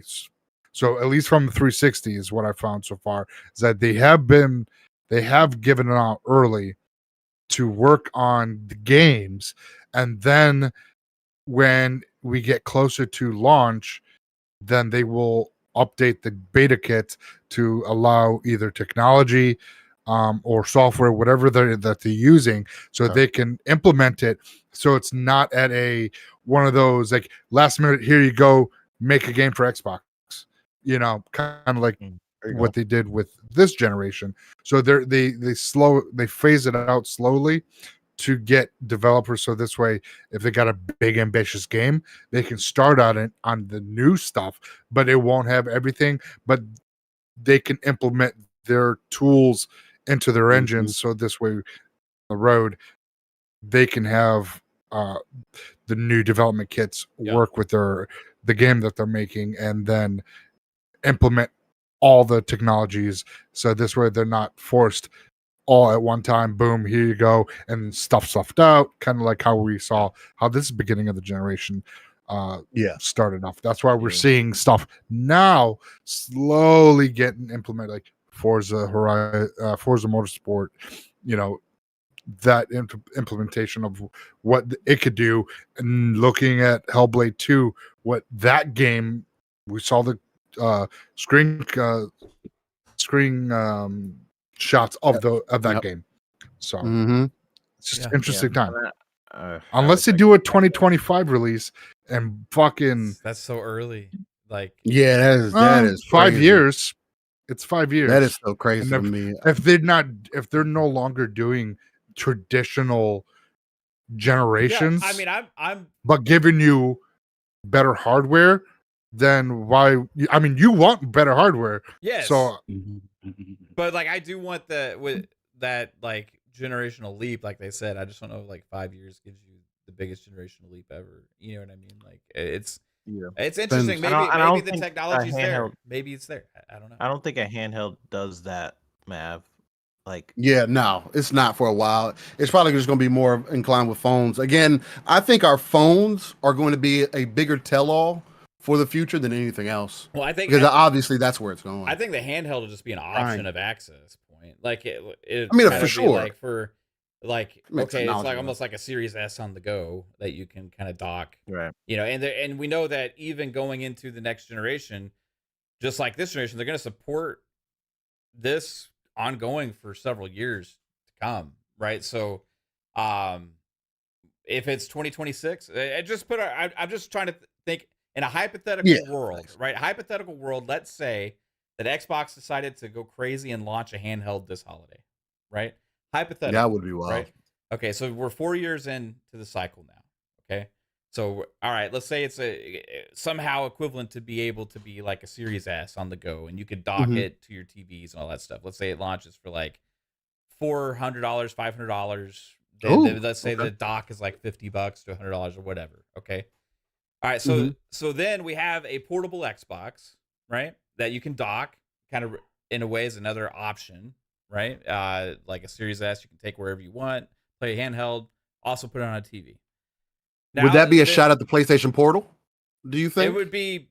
It would be more direct them shooting back to Steam Deck, and right. Well, that's what I mean. Yeah, Sony, you released this, for lack of a better way to put it, half-assed device. Now look what we release. So then, let's say they did that this holiday, right? So then the concern would be like, well, so it's like late to launch something for this like generational cycle, right? But then if we really think about it, okay, how long are they going to make games for this generation? Probably another 5 years, at least. If they do next generation at 2026, right? They're probably going to keep continuing to make first party games for this current generation for at least another 5 years, well, right? 2028, 2029 or something like that, right? Yeah. There's still some new games on PlayStation 4 and Xbox One still. Right. And even then you would still have plenty of games to play use case wise for it. Like, so then at that point, then you could look at it like maybe 3 years into the next generation. That's when you release the next handheld, right? So like you're not launching a handheld and coinciding it with your console at the same time, competing for the same money. You're getting people to double dip. The console owners also are buying the handhelds. right? Nice overlap. Yeah, so it creates almost like an overlapping scenario, and then your handheld's still going to be supported with plenty of years of life. Like how many years do we expect before we want to upgrade a Steam Deck or like a ROG Ally? I would say like 5 years, 4 years, 5 years. Like I'm not planning on I think keeping the Steam Deck. It depends on what kind of game you're talking about. If the Steam Deck quality, what it was that typically 720p. If you want to get good battery life out of it, 60 frames how maybe. But let me rephrase. How long before they put out a new version that's more powerful of a Steam Deck? Probably I 3 think years. the next 2 years, the right. next Steam Deck is probably coming next year. So You're talking about only a 3-year like cycle between Steam Decks, right? And then you also have all these other PC companies that are putting out their own handhelds, and they're going to be doing all that kind of stuff. It's not crazy to think about Xbox trying to say like, okay, as this like other option in that space, we're going to do every 4 or 5 years launch a handheld. Because I think then you gotta. I would think that you have at that point you have to weigh your partnerships too, because they're real buddy with ROG right now. And does it rub your partnership the wrong way if you just don't? I don't know. Maybe they put out their own form of the ROG, the Xbox Ally, maybe. That could be a partnered device that they end up creating. I only say that because if they do create their own standalone device, handheld device, and they go with that 3-year strategy that you're kind of talking about, then what we're essentially saying is that these things are just going to become even more PC-like. So if that's the case, then but even in that's some of that is going to be Steam being a little bit greedy, because of course you have people like yourself or other enthusiasts who will buy the newest device if it gives them a benefit, and then you'll have your other people who will, maybe they'll sacrifice. Maybe I can't play in 1080, I'll play at 720 instead for the next couple years until it drops down in price, and then boom, I'll upgrade, and then I'll have this device. So it could be 3 to 5 year kind of cycle that you see on a gaming handheld device. Because that's kind of how it is in PCs. If you build your PC right the first time, like your PC ideally, Mav, you shouldn't have to replace that PC for another 5 to 7 years. Right. But that's me also using the old ideology. I don't know what's going to change infrastructure or hardware-wise in PC within that time. So it could be much sooner than that. So I just think it's not out of the realm of possibility, is all I'm saying. For it to get a potential handheld or before the next generation and have it kind of bridge the gap, you know what I mean, and then go into it. And then at that point, if you look at 2028, 2029, whatever handheld we get for that time will be way more capable for that generation, because the handheld is always smaller anyway. So you're going to have to for cost effectiveness, they're not gonna be able to put a handheld that's gonna be anywhere near comparable to what the actual next gen hardware is. Right? Oh yeah, so in order to even get it close to be playing those games, maybe you're gonna have to wait a few years to put that out potentially. You know what I mean? Unless you really do handicap the generation by saying all the games have to be played natively on a handheld, that same one you launch day and date on the console, right? But then again, you could do the PC thing, so it's PC has a baseline. Man, it's who knows, right? It's all speculation. And I think that would be interesting before the Switch 2 came out next year for Xbox to dive into the handheld. That would be crazy, right? Phil's liking all this handheld this stuff Christmas, talking everything. Xbox launched a fucking handheld this holiday to compete against PlayStation's PS5 Pro with no games. Because we know Xbox got the fucking games this holiday, bro. You know what I mean? How do you slap both your competitors by, the Switch 2 gets pushed back into next year, PlayStation releases a Portal that isn't as successful as it probably should have been, and then that would be that's the type of competition that I would be excited for. That'd be crazy. I would just buy the device just off of principle. Yeah, that'd be like Xbox going and fucking all the competition in the mouth, just saying "fuck you, fuck you." Basically, we're gonna do what we want to do, and you can't do anything about it. Plus, we got all these games in Game Pass and in a handheld format and on PC and on console. And plus, they also do the discless version of the console to make it a little bit cheaper as well. If they did that this holiday, plus also you say they do the new controller as well this holiday. And then you got all these games. You got all the fucking games. You got Indiana Jones launch day and date with the handheld. Yeah. Doesn't Take that indie new on the go. controller have like forgot some of the features in that new controller, but it's basically kind of like doesn't it have some motion. What did it have? I don't know about motion, but I know it's supposed to have the same triggers that the adaptive triggers that the Impulse or something? whatever it's called. Yeah. Oh, Haptic yeah. triggers, I think. Yeah. That the PlayStation controller has, which I still think is pointless. But as long as they give us Hall sticks, I think I'll be okay. Yeah. I wish. I mean, you guys could All look effects up. switch all the way. Can't really So- talk about dev kits. You guys are on the money. You can't talk about dev kits. Is that what you just said? No. Yeah, he's a What- he can't talk about that. What? I can't talk about dev kits. He's been quiet the whole time. You're You right. guys didn't realize I didn't talk. I've seen that some whole time. stuff, man. Oh, what do you know? You some bitch. You gotta. You just sitting What do you there, think's That's why- behind you're him? just sitting there listening. That's why he to us, keeps like, laughing. Speculate. He's 3 like, bits. oh, I know what this is all about, and I'm not gonna say shit. you guys Oh, are I don't know like the new consoles, but nah. 3 bits like you guys are I don't know underestimating the AI. But I cannot confirm or deny. because 3 bits like, well, technically it's not a new console because I knew about it. So for me, it's not new. But I can say I can't talk about Yeah, new console yeah. because I already know about the existing new console. But I can't talk about it because it's new to Yeah. you guys, but not for me because I'm a Yeah. developer. Yo, 3 bits over there. Like the reason I don't want to get Dragon's Dogma 2 on PC, like, yeah, I work on a PC all day, but really, I don't want to tell the guys this, but I got this handheld dev kit and I want to play it in the bed, yeah. So 3-bit doesn't know anything about new hardware, but he knows about new dev kits. No. Basically, is what we know. No. Okay, all right, whatever. Yeah. So all this has kind of come about because this insider report, but also it's weird timing because we just had the PS5 Pro leaks and all that kind of stuff that seemed to be probably legit. There's been some interesting conversation. I feel like it's been kind of put on the focus of Xbox about how devs aren't utilizing all the tools properly and all this kind of stuff. Are they going to be able to use that? I see a lot of people and I saw this on your guys' chat on Pixelated Echoes last night. And I saw it in our chat too. Shout out to Jigga J was saying like the developers aren't even using velocity architecture and all that kind of stuff. And like I think one thing is like there's kind of a misconception about what velocity architecture is in the first place. Like It's only a storage. it's a marketing thing, and every game uses velocity architecture.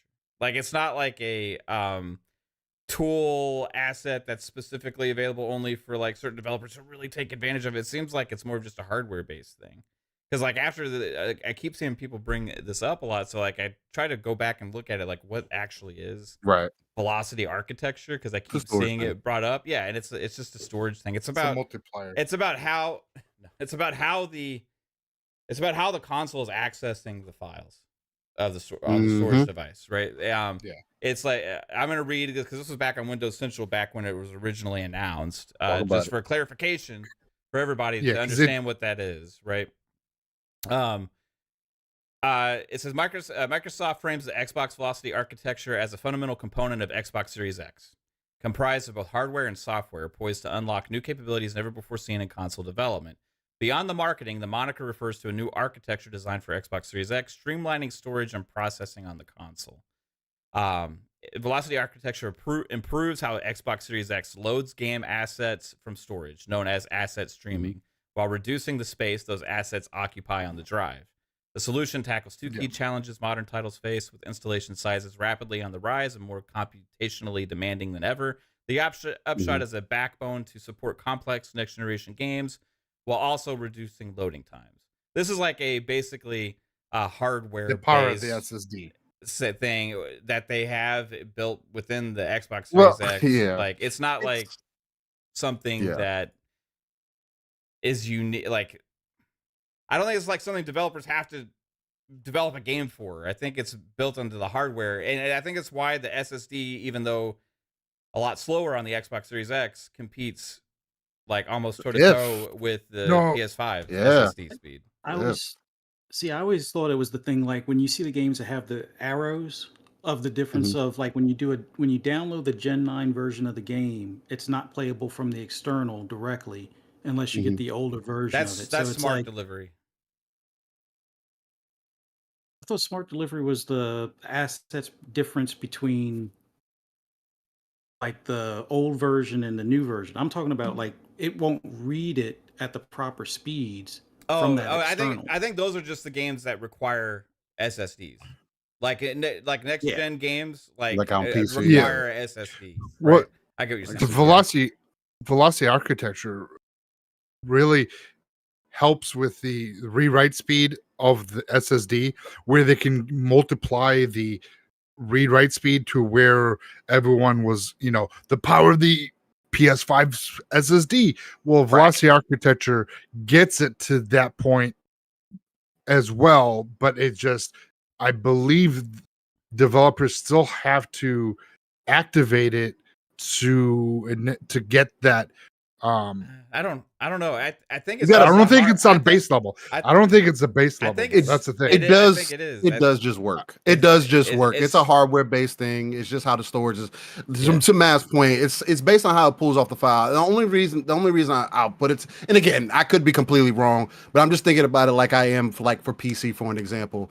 There's a reason why you want to put your game on an SSD versus a hard drive, because it accesses the files 100 times faster than it would if you did it on a hard drive. If you have a specific type of architecture that allows you to do that even faster or instantly, which is what they're trying to do, because that frees up performance in other areas of said game. To your point, though, Psycho, is what I do think is part of that is they haven't built or started building games with that in mind. So it could streamline some of their back-end development as far as how quick files get accessed. Hey, I need this here now. I don't have to do all these extra tricks and jump through these loops and all the extra stuff that game devs kind of talk about. And again, I'm kind of pulling myself back from the world, kind of looking at it. To Mav's point, it is. I do think it is being used, but it is. It has become much more of a marketing term, because I don't think any game has truly used it the way that they sold it. The same way that the PlayStation hasn't done that. Ratchet is not a proof for that. I only think the term velocity architecture exists because they were trying to compete with the SSD advantage that the PS5 had at launch. Right? Possibly. We had the PS5. Oh, look, they kept selling the speed of the SSD. Like, oh, look how much faster the SSD is than the Xbox Series X. That's our component. It's gonna be able to load games faster than Xbox. It's gonna be able to do all this. So Xbox is like, well, we have this technology on the back end that's helping with that, but we need to give it a name to tell people about why this exists and why our console is just as good as PlayStation's SSD. Because even though our SSD isn't as fast as the PS5's, we have this technology that's giving it all this boost and helping with that. And it's turned out actually to be true. Remember at the launch of this generation, there was tons of games being tested with speeds. How fast does it load? All this kind of stuff. And a lot of times the Xbox Series X was as fast, if not faster, than the PS5. Just brute force wise, even on back compat games and all that kind of stuff, right? And I think that's just the work of the streamlined aspects of that they built into it, and that all those different things are what they're calling velocity architecture. It's more of just like a hardware or oriented type solution that to improve the speed of the SSD and how the SSD pulls assets. Right. I mean, yeah. Corey C said it better than me in the chat. He says it's an asset streaming solution that keeps performance down while only streaming things that are visible and things out that are not in your range streamed, and gives you more performance. Extremes is what you can see. The stuff in the background cuts out, so you can say performance is not base level. Developers have to use it. Yeah, it's basically, from my understanding, it's just the compression of data.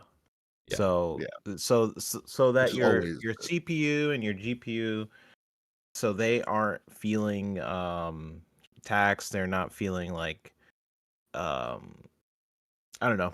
they're basically, it's compressing all of that.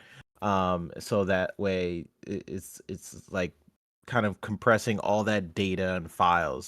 So that way it's just like it's just there, like boop. That's kind of how I understand it, but maybe the developers have to organize their files in a certain way or something in order to take advantage of it. Like fully. I don't know. Like, I mean, it kind of does a lot of that for you. That's the Right. point of direct storage is it decompresses it Mhm. for you. So that's The- what's good about it. But I'm gonna put this in the chat. I've just seen a conversation come up a Absolutely. lot lately, so I had kind of like Yeah. tried to look into it because I'm like, are they not using the velocity architecture, or are they not? I think it's more something they're that's just using kind of like there. You know what I mean? Like just kind of. They're It has definitely- advantages even without. You know what I mean? But like also, it's a marketing gimmick at the end of the day. Like that was Yeah. used to compete against the Mostly, yeah. SSD speed. Especially to right me, it's like it could be a gimmick, yeah, for sure. But There's my technology understanding is there. a lot. Yeah. Yeah, my whole thing is a lot of these developers, and we kind of talked about this yesterday on Pixelated Echoes. Like a lot of the technology that they've been pumping up for the Series X hasn't been used in general. Like in games, yeah. the games haven't been out yet. They're either not out yet, or they just haven't been used. Hellblade could be one. Hellblade could be With the way that looks. first Oh, example. Jesus. We thought like maybe Forza could have been, but it seems like Yeah, I don't know. It's not really. So we just haven't seen examples of it being used, and the problem is a lot of third party developers, they're not going to use it because they're gonna be able to they just make the game for a PlayStation first, and then they just port it to the Xbox. So they're not using the features in the PlayStation really for the that SSD that's in the PlayStation, and then Xbox, you're not using the features because you're primarily just porting it to the Xbox. So it just kind of sucks for everybody in a way. Like that none of these developers are really utilizing these tools. The only example we might see of the developers using all the bells and whistles that's inside of the Series X will have to just be first party studios. And we'll see if they actually use it. Hellblade might be the example. Even then, it's up to them to use whatever tools they seem fit, because Xbox doesn't like force them to. It doesn't seem like, Yeah, they're not gonna force. I mean, yeah, they're not gonna be like, hey, you have to use these tools. yeah, and like I think some people are assuming like velocity architecture is a graphics thing. You know what I mean? Like, no. yeah, it's No. so it's no. that's more all the like the RDNA That's stuff called no research. and like ray tracing, all these other kind of things, like but I feel like ultimately the games look great today. Like they load fast. Yeah. It's all about memory Like, and handling the files essentially. Yeah. It doesn't have anything to do with the it's just like how the files are displayed to you as a user in a way that is so efficient that you get data immediately. It's kind of why probably why you can quick resume like 5 different games at once, is just the way it handles that data.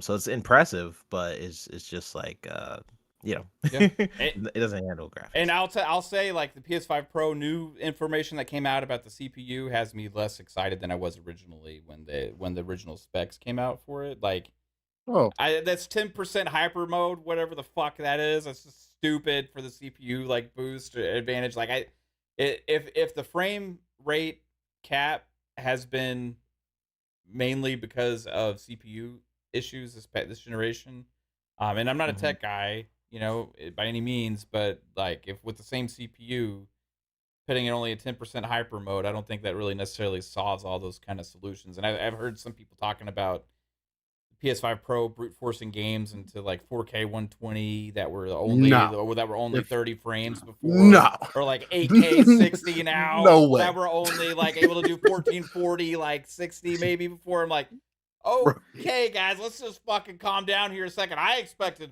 better, you know what I mean? But not that. I'm like, if that's what it is, I'm gonna fucking get that shit, and I'm gonna hell yeah right away and be like, oh my god, this thing is a fucking gift from God. Thank you. But do I think that's the reality of the situation with a 10% CPU boost? No, not now. But man, I've seen some crazy speculation out there. People who said they've heard from people like that have seen it already, saying these kind of things. Moore's law. No, not even him. Um, Bro, some I of the got a same 12 people core that- 24 thread processor and a 3080 Ti and Witcher at 1080p max settings at 60 frames struggles. Like, bro. like look at what it's there's no way that the PlayStation is going to do that. And I've Abdel been saying that from 114 said get-go. he saw Jedi Survivor running No, at that 4K works. 120 FPS. Here's the thing. it could okay, barely Game run. needed work. No, it could barely disrespect run to on the Mag, but he also said like, wasn't he the one that said Starfield was coming to play PS5? Yeah. Or he said something like that. Yeah. He said What I 4K? don't know. You mean upscale to 4K where you couldn't tell the difference at 120? it could barely You mean run it was on, like, really 4090 at 120. You know. I just don't believe that shit. Like, okay, I don't know. dude, you Weird. on Jedi Survivor now, your fucking character artifacts when he flips. Okay, My character never blinking. did that. He but, yeah, dematerializes like in Star Trek and reappears I can't when he hits excuse the it. ground. Okay. I had none of those issues, but I can't When excuse when it. you I can't excuse flip, you say "Beam me up, Scotty," and reappear on the fucking ground, and then you kind of Ugh. float away. Like that game has horrible performance at launch, and it's not great now. And to think that's going to be 4K 120 just like that, okay, hey, No. cool, man. If that's real, holy shit, we're in store for an awesome thing. But I Well, don't. the I don't funny think thing Uncapped? is- Is that game uncapped? Like, how would it game? reach at 120 unless they had a 120 mode? I would just like to see it 4K 60. I'll be happy with that. Maybe they had it. Maybe they uncapped Well, it. Maybe I don't know. If it's uncapped, then I guess that makes sense. But like, Well, the thing that's funny to me with the PS5 Pro CPU 10%, that's boosted.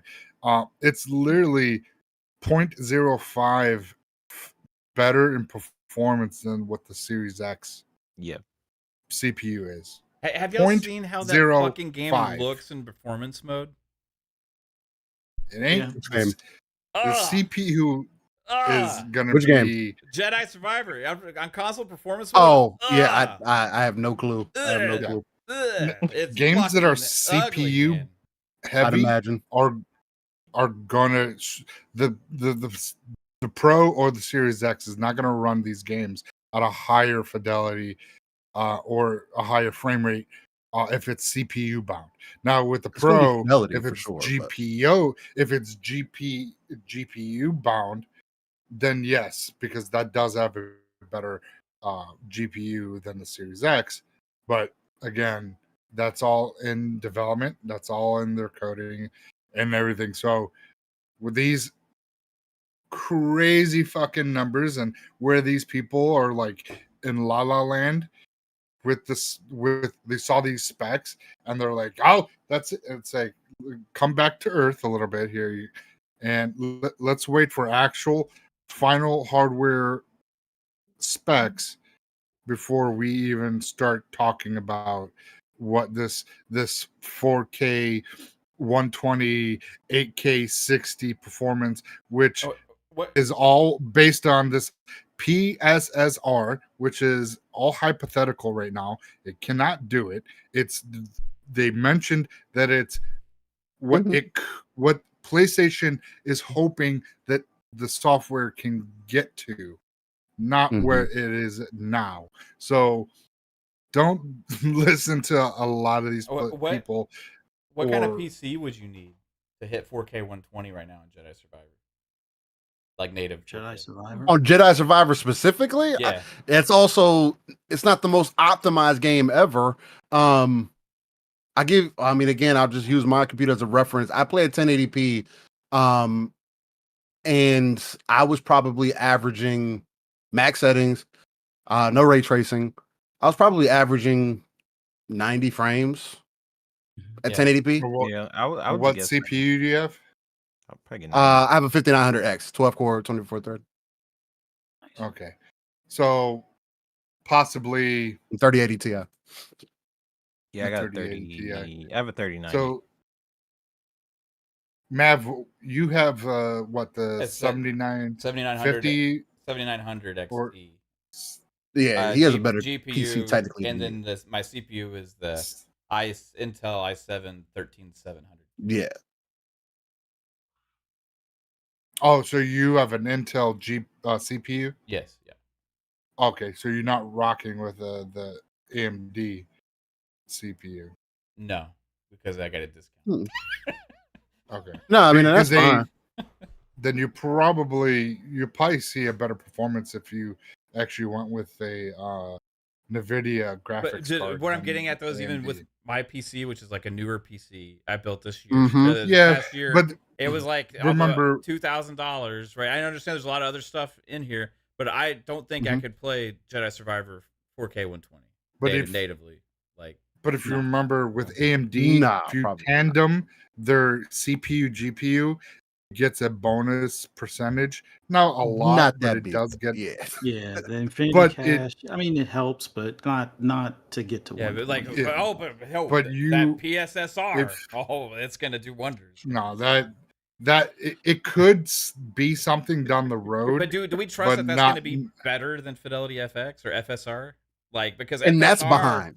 FSR Well, that ain't that great on well, that's some the thing. games, bro. I think the PSSR is FSR, but with customized to Sony specs and utilizing what they have internally when it comes to software and what their hardware is able to do. So I think it's just a customized software, and they're just putting a gimmick name on it to seem that it's a better software. Because this is Sony has said this is their dream is a 4K 120, 8K 60, but they have not been able to hit that because the hardware right now is so limited. So possibly with PC, with the newer, if down the road when we're getting into the 5000 series or 50 series, whatever, however NVIDIA names their GPUs, and then if AMD goes with an 8000 series graphics card, maybe, or 9000 and the 60, like a 6090, maybe at that point that's where we'll start seeing that performances start hitting.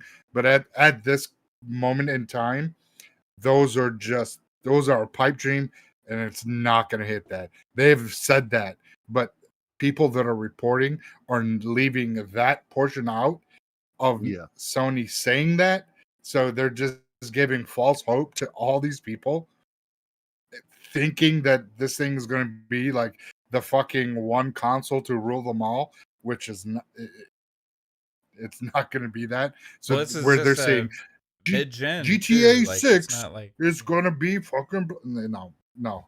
I don't think even we'll GTA 6 is going to be fucking running 60 unless it's GPU bound. Hey, then we'll see. I think But- most for people whatever it's are worth, I hope Mag is right. That'd be amazing. Well, It'd be fucking amazing. he's It'd been be wrong. nice, but Yeah, it'd be Yeah, nice. I'd be fucking, I'd be giddy. Yeah, hell yeah, But I say it absolutely won't unless not native. It would have to be like 1080 dynamic. Upscaled to 4K. Yes, 100%. That's what That it's is gonna so not 4K. checkerboarding. There's Like no a way. motherfucker. I mean, That unless dynamic that AI makes chip marketing. really gives it that crispness of 4K, Marketing. but I can't see it. Like the best way I would explain the PS5 Pro in comparison to the PS5 is exactly what you saw with the Xbox One S and the Xbox One X. I don't think it's any different. That's good. That's a good comparison. Yeah. It was same That's a good CPU, but the GPU aspect built into the APU is what they beefed up.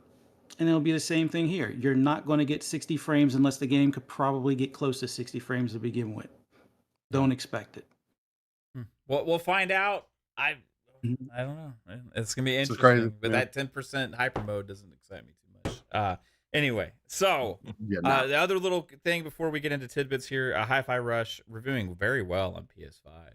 Oh, man. yeah, it is. Well, of course. Crazy. It's like Same game. Amazing game. it's a crown jewel I to thought the they changed the reviewers. music. Didn't the guy say he refunded because of the music?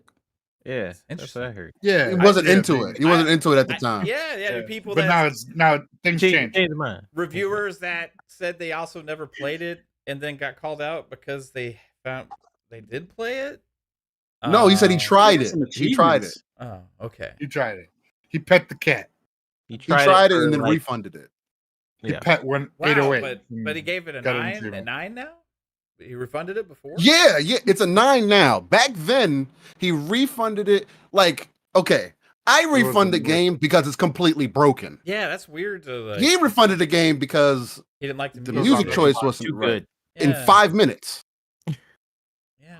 Yeah. Weird. It's But funny how that- 15 That more Mike minutes. Jones song stuck in my head now. Back then you didn't want me. Now I'm hot. Now I'm hot.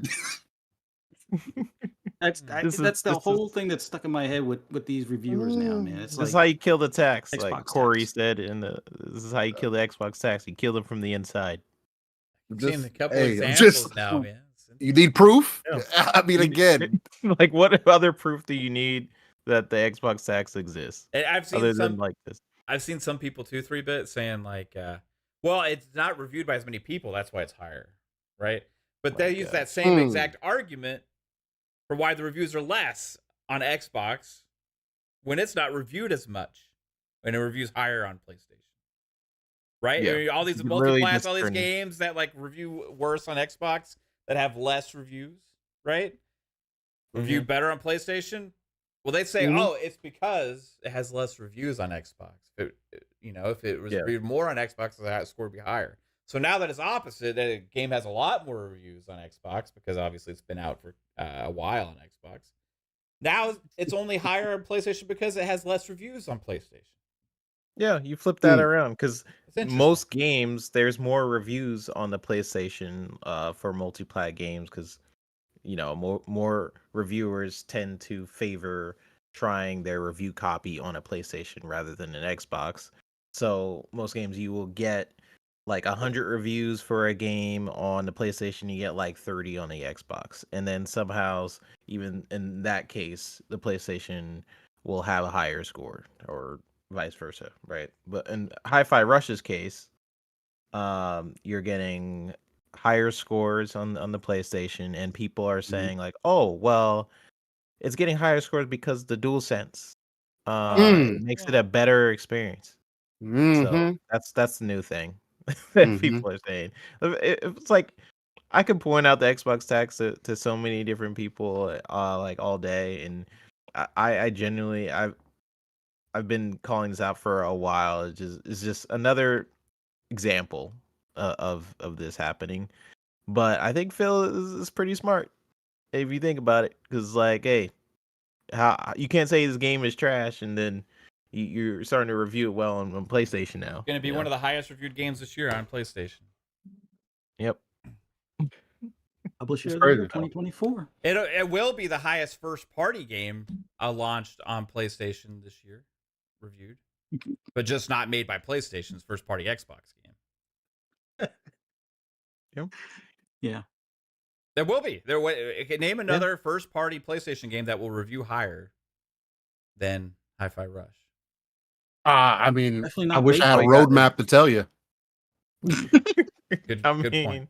what? I mean, what is there this year? Nothing. Wait, I had the a show. MLB the show. MLB the show. Yeah, we yes. got that. It never rates that. Good baseball? But Rise of the Ronin's kind of first party. I don't think it's going to get No. 991. No. And it's- Have you No, seen my it's baseball? Stellar Blade, Yeah. Mike. It gonna But be that's a not low first party 80. either. People got so Highest mad at me 70. on Twitter today for making that joke of PlayStation basically having no games this year. And they're like, well, we had Final Fantasy VII Rebirth. Bro, 3-bit. What did they And- have last year? We had Spider-Man? Spider-Man. That was it, right? Oh, and That was PSVR. My fault. Like I got to remember that VR, those yeah. are first-party Oh, games. That's doing Yeah. And the spectacularly Portal. well. Oh, I forgot. Also, the other news is that they've ceased production on PSVR 2 for now. Just Wow. before they open it up to PC. Imagine that. Closed down That's one tough. of the studios that makes games, yeah, we're not gonna make anymore. So, yeah, Suspending it till they get rid of their warehouses full of them, right? yeah, okay, They're over encumbered. yeah. Man, if only Shit, It is what it is. if only I they don't had think the, they even sold 1 million. if yet. only the scalpers cared about the PSVR 2. They would be fine. That's I mean, if only Sony cared about it enough to actually have proper support for it Oh! outside of everybody else's games. Dagger. Damn. Dagger still. Damn. Damn, how are you so cruel? I'm just seeing a recurring theme. You don't have enough people to make multiplayer games. You don't have enough people to make VR games. You continue to make hardware. You made an all cloud, well, essentially just a device that plays on Wi-Fi. Like the ongoing theme here doesn't really bode that well. I mean, yeah, but Xbox is dead still, so yeah, like but they got 40 this thing. studios. You're gonna 40 studios. It's like this thing you gotta call out. Like we've the been like critical of Xbox and stuff this year, but Yeah, like, where's the games? people need to look at Sony. I feel like right now. Nah. Well, we got the Nah, we PS5 did Pro ignore coming, it. bro. Let's go. Oh yeah, That's like 'cause looking we at got Apple. hardware because everything. That's like else looking is at running. Apple and they release phones every year. Jedi Survivor Why- 4K who 120. We cares? don't give a shit about anything else. Let's go, man.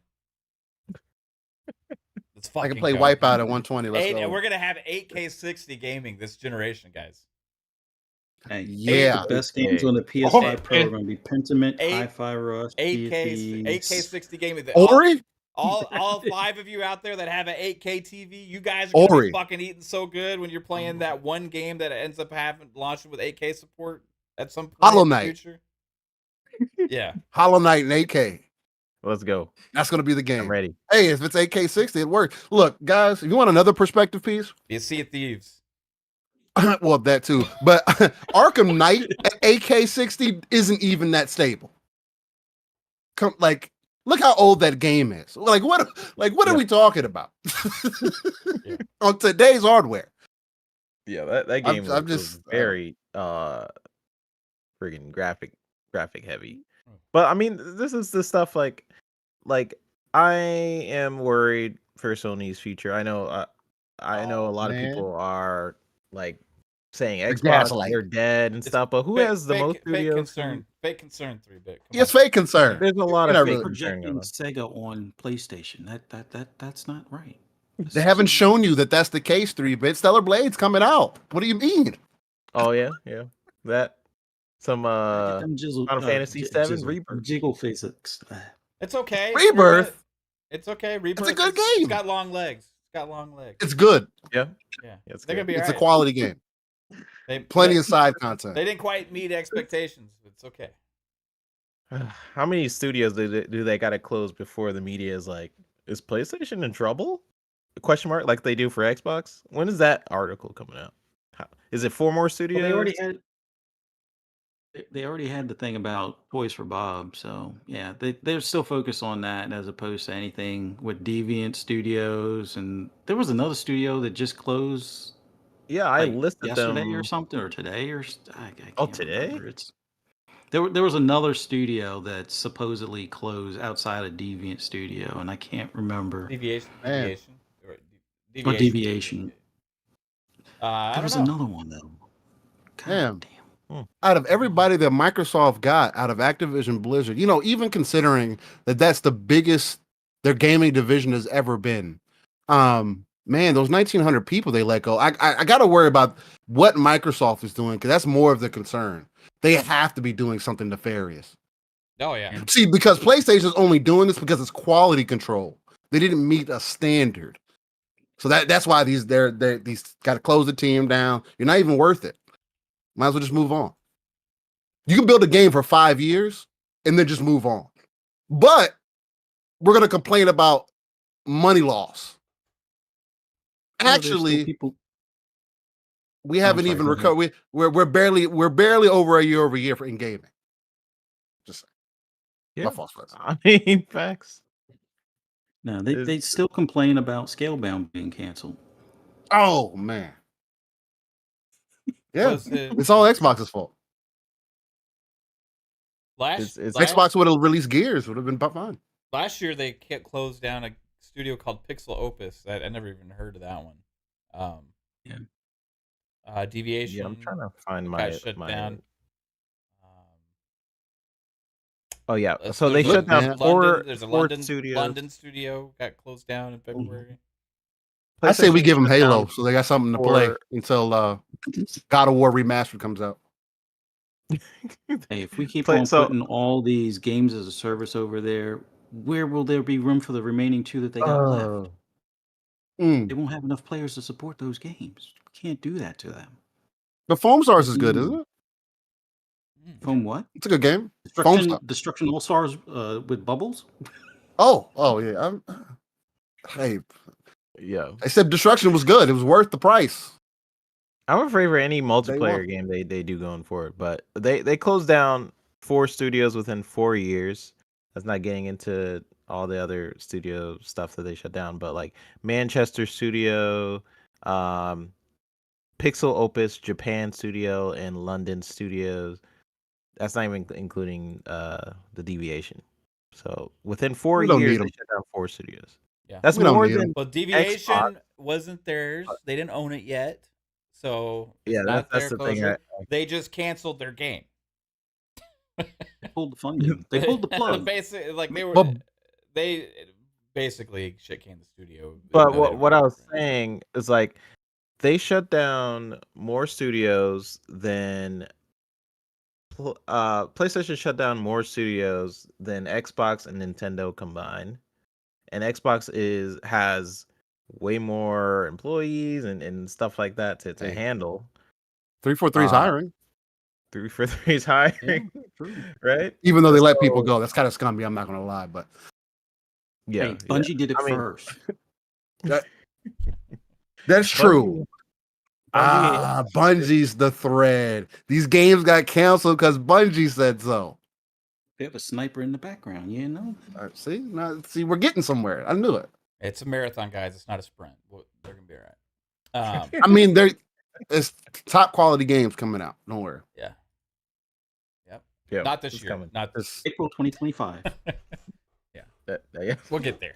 Do we even know what game is gonna come around that time? Maybe like what studio I'm gonna would be guess ready Ghost of around Tsushima 2. I'm gonna guess Ghost of It Tsushima. better be. and Concord? 'Cause Concord's not Concord's this year, right? supposed to be this year, I thought. But And Concord's a multiplayer game as yeah, well. it ain't gonna be. which Like, it's not is- one of those games that they're talking about, right? Yeah. Like I haven't even seen gameplay. when they talk about it, Yeah, they're talking it's about weird. the tentpole franchises. They don't have another one of those until first quarter 2020 or second quarter 2025. You know, So I'm concerned. We haven't seen gameplay on a game. We just saw CGI. I'm so sick of seeing CGI when they show a game and then don't show gameplay. I wonder how nobody's talking about that with Concord. I mean, I remember people having a conniption about, say, the K having CGI. Hellblade. Hellblade. Oh, that must That's have still been like, CGI. CGI That's still or CGI. cutscenes or something. But It can't be real CGI. That's it's just it's fake gameplay. Yeah, They're trying to People sell you say the that box. That's all. about Fable so they were too. doing a day before.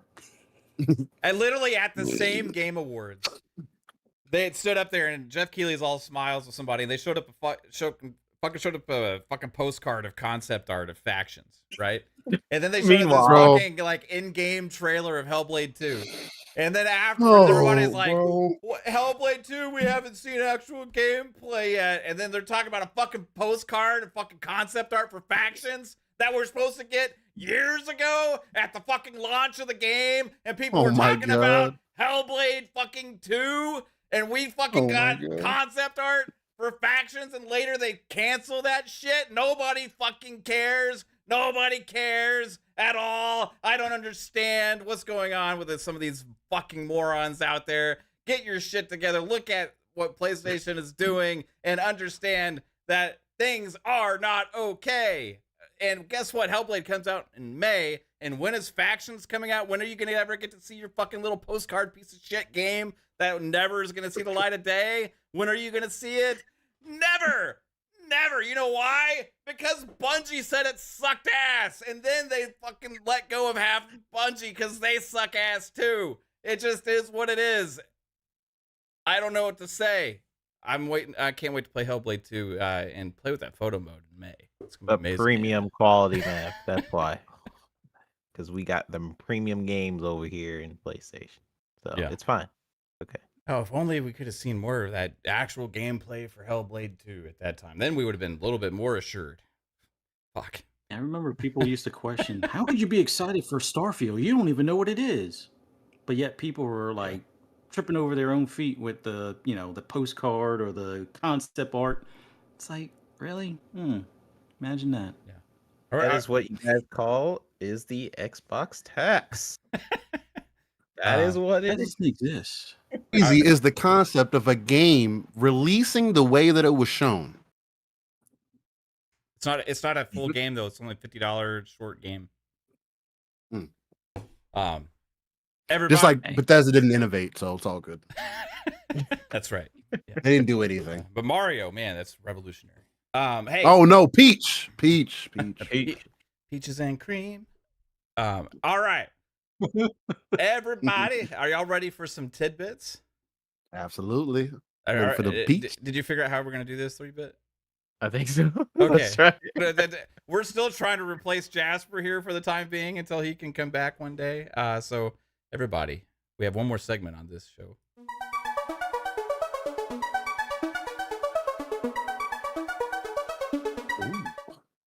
And this is Tidbits, a segment where we look ahead at the games releasing for the week. And what do we got? As a deal for it. It's interesting. Yeah.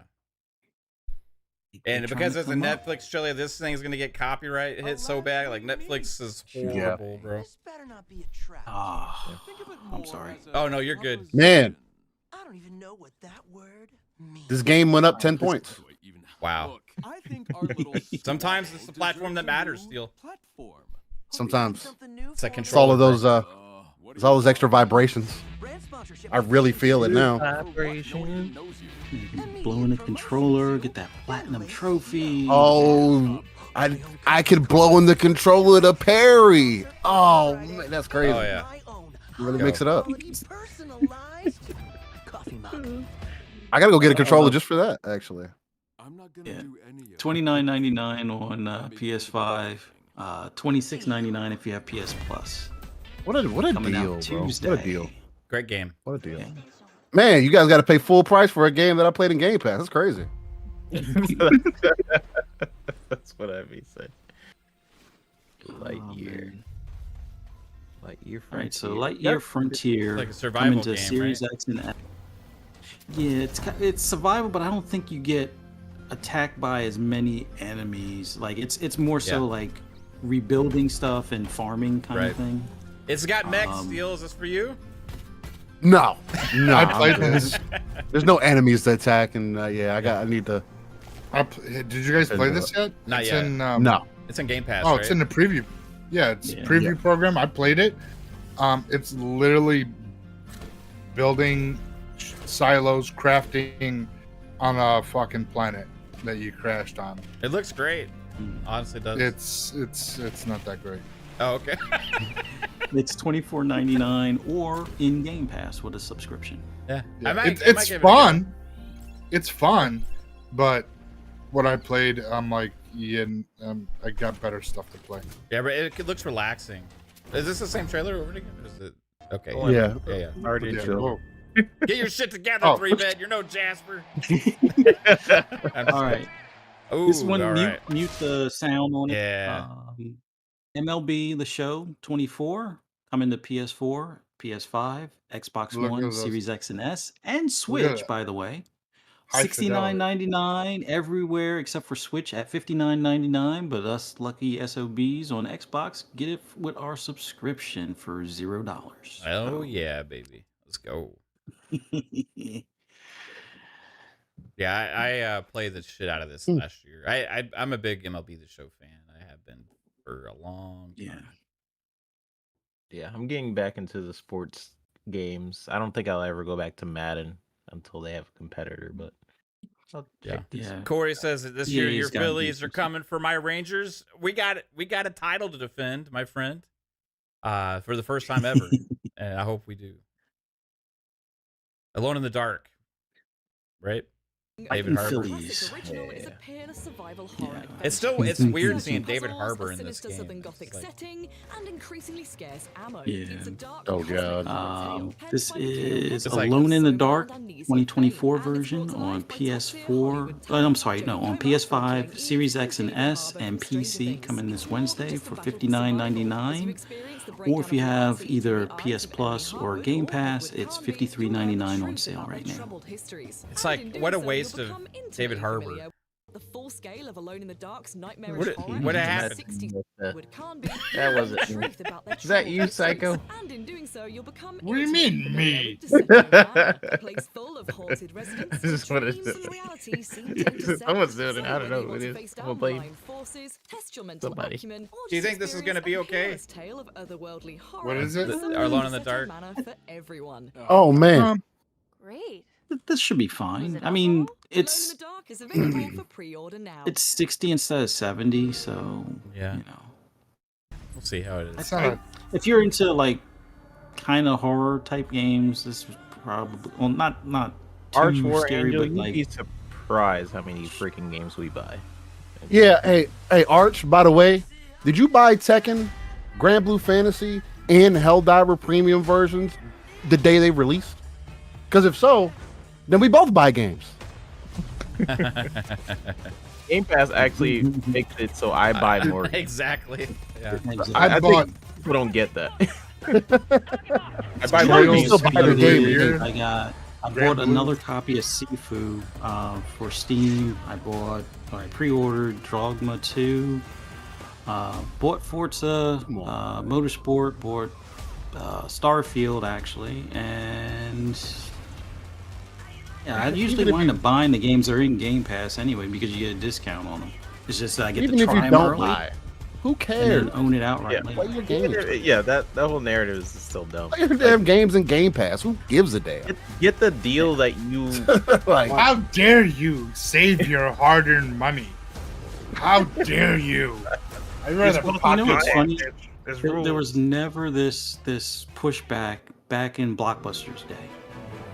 I Yeah. don't remember anybody being like, "Oh, you rent from Blockbuster? You No, rent? bro. What are you doing?" There was a thing called GameFly before Game Pass, and motherfuckers were using it. GameFly. No one had a fucking issue. You could even rent games out of a red box. Did anyone bitch about it? No. Now, here comes No, Game they only Pass. bitched if people didn't return the game that they wanted. It's cool. Yeah, to your point now, streaming services like you didn't buy the Eras tour. What's wrong with you? You not want to support Taylor Swift? You watch it in Disney Plus? You didn't buy the Stranger Things DVD. How Actually- dare you? Oh, What's wrong with real you? quick. Final Fantasy. This is Final Fantasy 14. It has a free trial. There are individual DLCs. They mostly go for like $19.99 upcharge. yes. I think the most recent one is a 39 for Endwalker, $39.99. But once you get past the free trial portion, you need to upgrade to do the monthly subscription, which is between $12.99 up to $14.99, depending on if you do it month by month or if you do like 180 days at a time or something. This next one Horizon. is Horizon Forbidden West, coming to PC this Thursday for $69.99. Bong is excited because he's wanted to play this, and he's getting it on PC. Yeah, I didn't. I This is didn't a get good through the bit first better game. than so- the first one. Yeah, the first one, the side quests were, eh. This one Both side of these quests were a games are bit mad better. boring to me. I couldn't do it. Yeah, I that like- was my thing. I Gameplay like the was Same with cool. you, Steve. one. Yeah, it's just boring though. Yeah. The first one was all right because it was different, Yeah, but I could did not do it. get into the second It one. felt so generic to me, like the story, and I don't know. I like the It was gameplay, I boring. really do, and it speaks to me in a lot of ways. But it's the in between stuff. And maybe this game does it better, feels more alive. And I've seen a lot of gameplay and stuff, but this might be I wait a year wait for some mods to drop in and really enjoy it. I just get sick of sneaking through bushes and shooting spots on things with bows and arrows. Oh, me? I mean, there are other good weapons, and there's different effects that you can have on Like those weapons. traps But Eating it up. me personally, after some of the bugginess when I played on PS5, I would say, even though there probably won't be the bugginess on PC, this is probably a good one to pick up when they have a sale. Like, this is probably better at the $49.99 or $39.99. Get it on Humble Bundle one day for Steam. What is this game? Oh, this one. Now we might speed through this trailer a little bit because it's 3 minutes, but it's Midnight Ghost Hunt coming to PC on Thursday for $19.99. Okay. Oh, it's a first person game. Okay. Basketball? You Oh, you possess thing. all you play as objects. it's kind of like Dead by Daylight, but Prop different. Night. Who's clicking on the screen? Yeah. It wasn't me. I think I gave access to everybody, so it literally. Oh, could be okay. anybody. Got it. Yeah, I'm not clicking on the screen. Oh, he taking off on him. Okay. This looks dope. So it's basically like that Counter Strike mod All right, tell where us. like prop hunt or whatever. Right. Yeah. Oh yeah. Okay, I've heard about Prop Hunt. Okay. Yeah. So you could like turn into I did it in objects. Call of Duty. Yeah. Oh yeah, that too.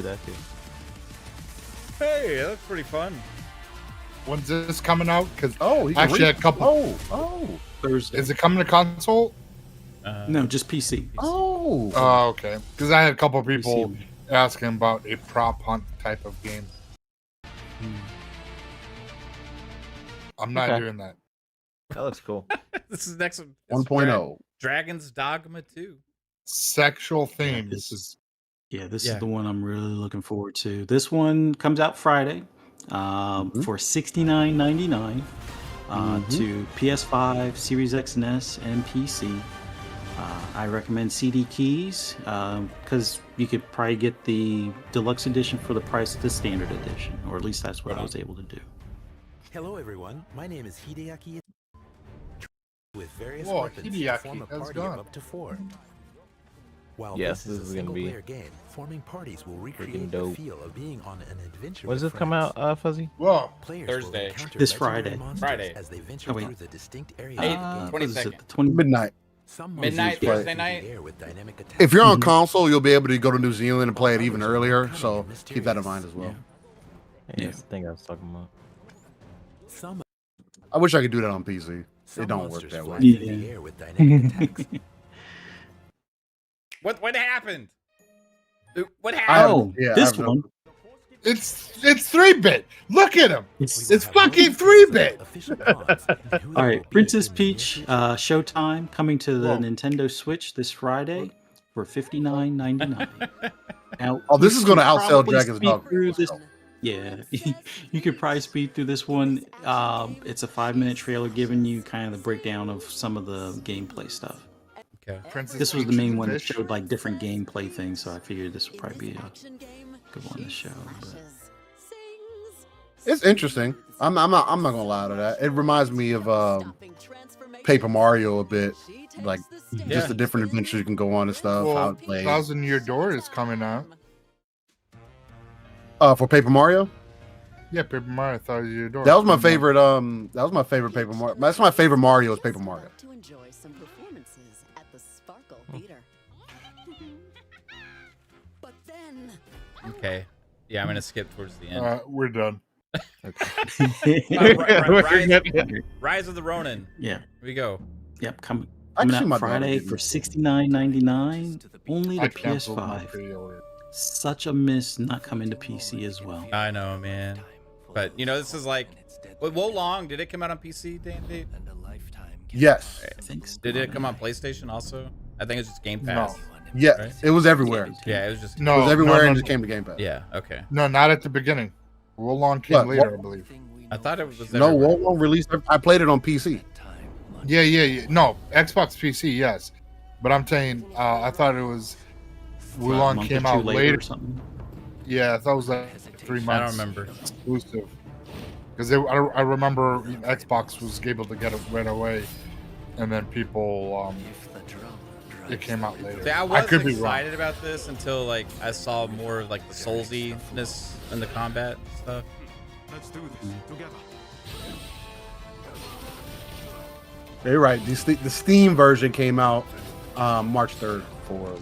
I'm just not a fan of the animations, but I know Team Ninja does like some like Yeah.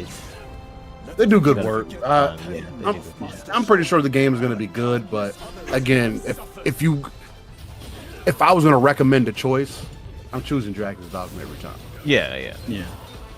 Or even better, and this is no slight to this game, but I would say get Ghost of Tsushima. Oh Yeah. I'm excited about that. I really want to play that multiplayer. I mean, I'll play this. I want to play the story too, but I really want to play that multiplayer. I hope they have crossplay on that because I've wanted to do the multiplayer, and it's like people keep on saying, "Oh yeah, we're playing it." And I look at my friends list, even though most of them are like Xbox guys that have PlayStations. It's like nobody's playing that multiplayer over there, so it's like, God damn it. Yeah. Or it takes for like forever to get a queue, and then you gotta like rescue That's people terrible. because they blew up one of the That things was it. that are That on it? that catch on fire Yep. when you cut them. Yeah. Well, hey, pretty good week for games. I mean, you got Dragon's Really Dogma good. 2, you got Peach Game, you got MLB The Show, you got Rise of the Ronin. We finally got Final Fantasy 14 on Xbox. Yeah. That's Yeah. huge. There's a lot of people enjoying it right Probably now. the biggest like just cumulative Mhm. release week so far this year, I think, with the amount think of so big far, games yeah. that are coming out all this week. So, Yeah. pretty good. This is gonna kind of start up to ramp up. I think there's gonna be more releases and stuff leading up to summer showcase season and stuff. So we're gonna see a lot more kind of exciting, good gaming news and more great conversations, hopefully going forward, as opposed to all this negative bullshit we've been having to all sit through the last couple months, right? But yeah, we're eating good this week, guys, and looking forward to playing some of these. Yeah, this was a fun show. Steele, I gotta thank you again for hopping in, bro, and setting the record straight on a lot of the Dragon's Dogma info early on, and then great conversation with all the other stuff too, man. But tell everybody where they can find you, sir. Well, you can find me every Saturday morning, 9 a.m. Central, 10 a.m. Eastern on Living Split Screen. You can also find me Tuesday, tomorrow, or today, depending on what time it is, on with Mr. Boomstick XL on the Xbox Factor podcast. I think we're going to have some interesting conversations tomorrow, but we usually do anyway. And if you just want to find me specifically, chop it up in the DMs, maybe get some gaming in, it's Steel Rain I. The T is a 7 everywhere. Just hit me up in a message, DMs, whatever. I've been busy working here recently, but again, definitely be on the lookout on Living Split Screen and my personal channel because hopefully I'll be able to get this next week off because I'm really excited about doing my first Let's Play completely all the way through. Yeah. Hopefully nothing holds me back from it, but yeah, appreciate you guys. Right on, Steele. Appreciate you, man. Psycho, what about you, sir? Yes, everybody. Thanks for coming out. It's fantastic to be on another show with all these fantastic gentlemen.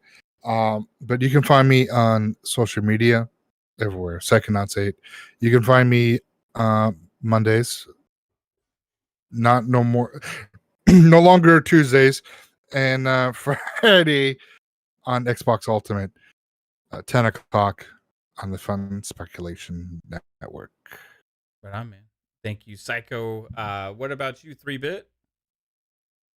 Everyone can find me on Twitter at i3bit. I am on this show every Monday. And then I am on the Pixelated Echoes with Fuzzy Belvedere every Sunday at 8 p.m. to 8:30. Depends on how much stuff I need to prepare for the show. So yeah, thanks for the awesome conversations, Mav and Steels. It was awesome to have you jump on and everybody in the chat. You guys killed it, even though some of you guys were like, but no, it always like to see you guys in the chat. So appreciate y'all, and we'll see you guys on the next episode. Right on, man. Thank you, sir. And Fuzzy Belvedere. Thank you for having me on as always. Always appreciate being here with you guys. Always awesome when we have Steel on here to join us. So thank you for that. And we'll probably be joining you on Xbox Factor tomorrow because I missed Xbox lunch break today. You know, NSA business stuff, but no. In all seriousness, we'll possibly join Mr. Boomstick on the show tomorrow, but definitely can see me on Breakfast with Boom, 10 a.m. Eastern Standard Time, Friday morning, and then Xbox Ultimate later that evening right here on this channel at 10 p.m. Eastern Standard Time. Shop Podcast Saturday at 9 p.m. Eastern Standard Time on PTK Blam's channel. And then Sunday with 3-Bit around 8 p.m. Eastern Standard Time for Pixelated Echoes. Look forward to seeing you guys there. Thanks again. Right on, man. Thanks as always, Fuzzy. Everybody, we're gonna have I might do a co-stream for the future game show. I think that's on Wednesday, if I'm not mistaken. Okay. So we may be doing that. Keep an eye open if I'm able to. Thursday we got PM in the PM with Pong Soul and I at 7 p.m. Eastern Time, where we'll be hopefully having some cool news this week. I don't know what we'll find out, but there seems to be little trickles of news here and there every day the last week or so. So and then Friday we'll go crazy on Xbox Ultimate Podcast at 10 p.m. Eastern Time. But yeah, chat, you were great tonight. Super involved in the conversations. And if you like our shows, you can also check them on audio on all your favorite podcasting platforms. But if you do like to listen to audio, hey, leave a review on your favorite one. It greatly helps people find us. And on your way out, hit the like button, share, sub, notification bell, all that kind of cool stuff. Greatly helps people find the channel. And you rock. Thank you for being here. Appreciate you guys, and have a good one. Peace out. Bye.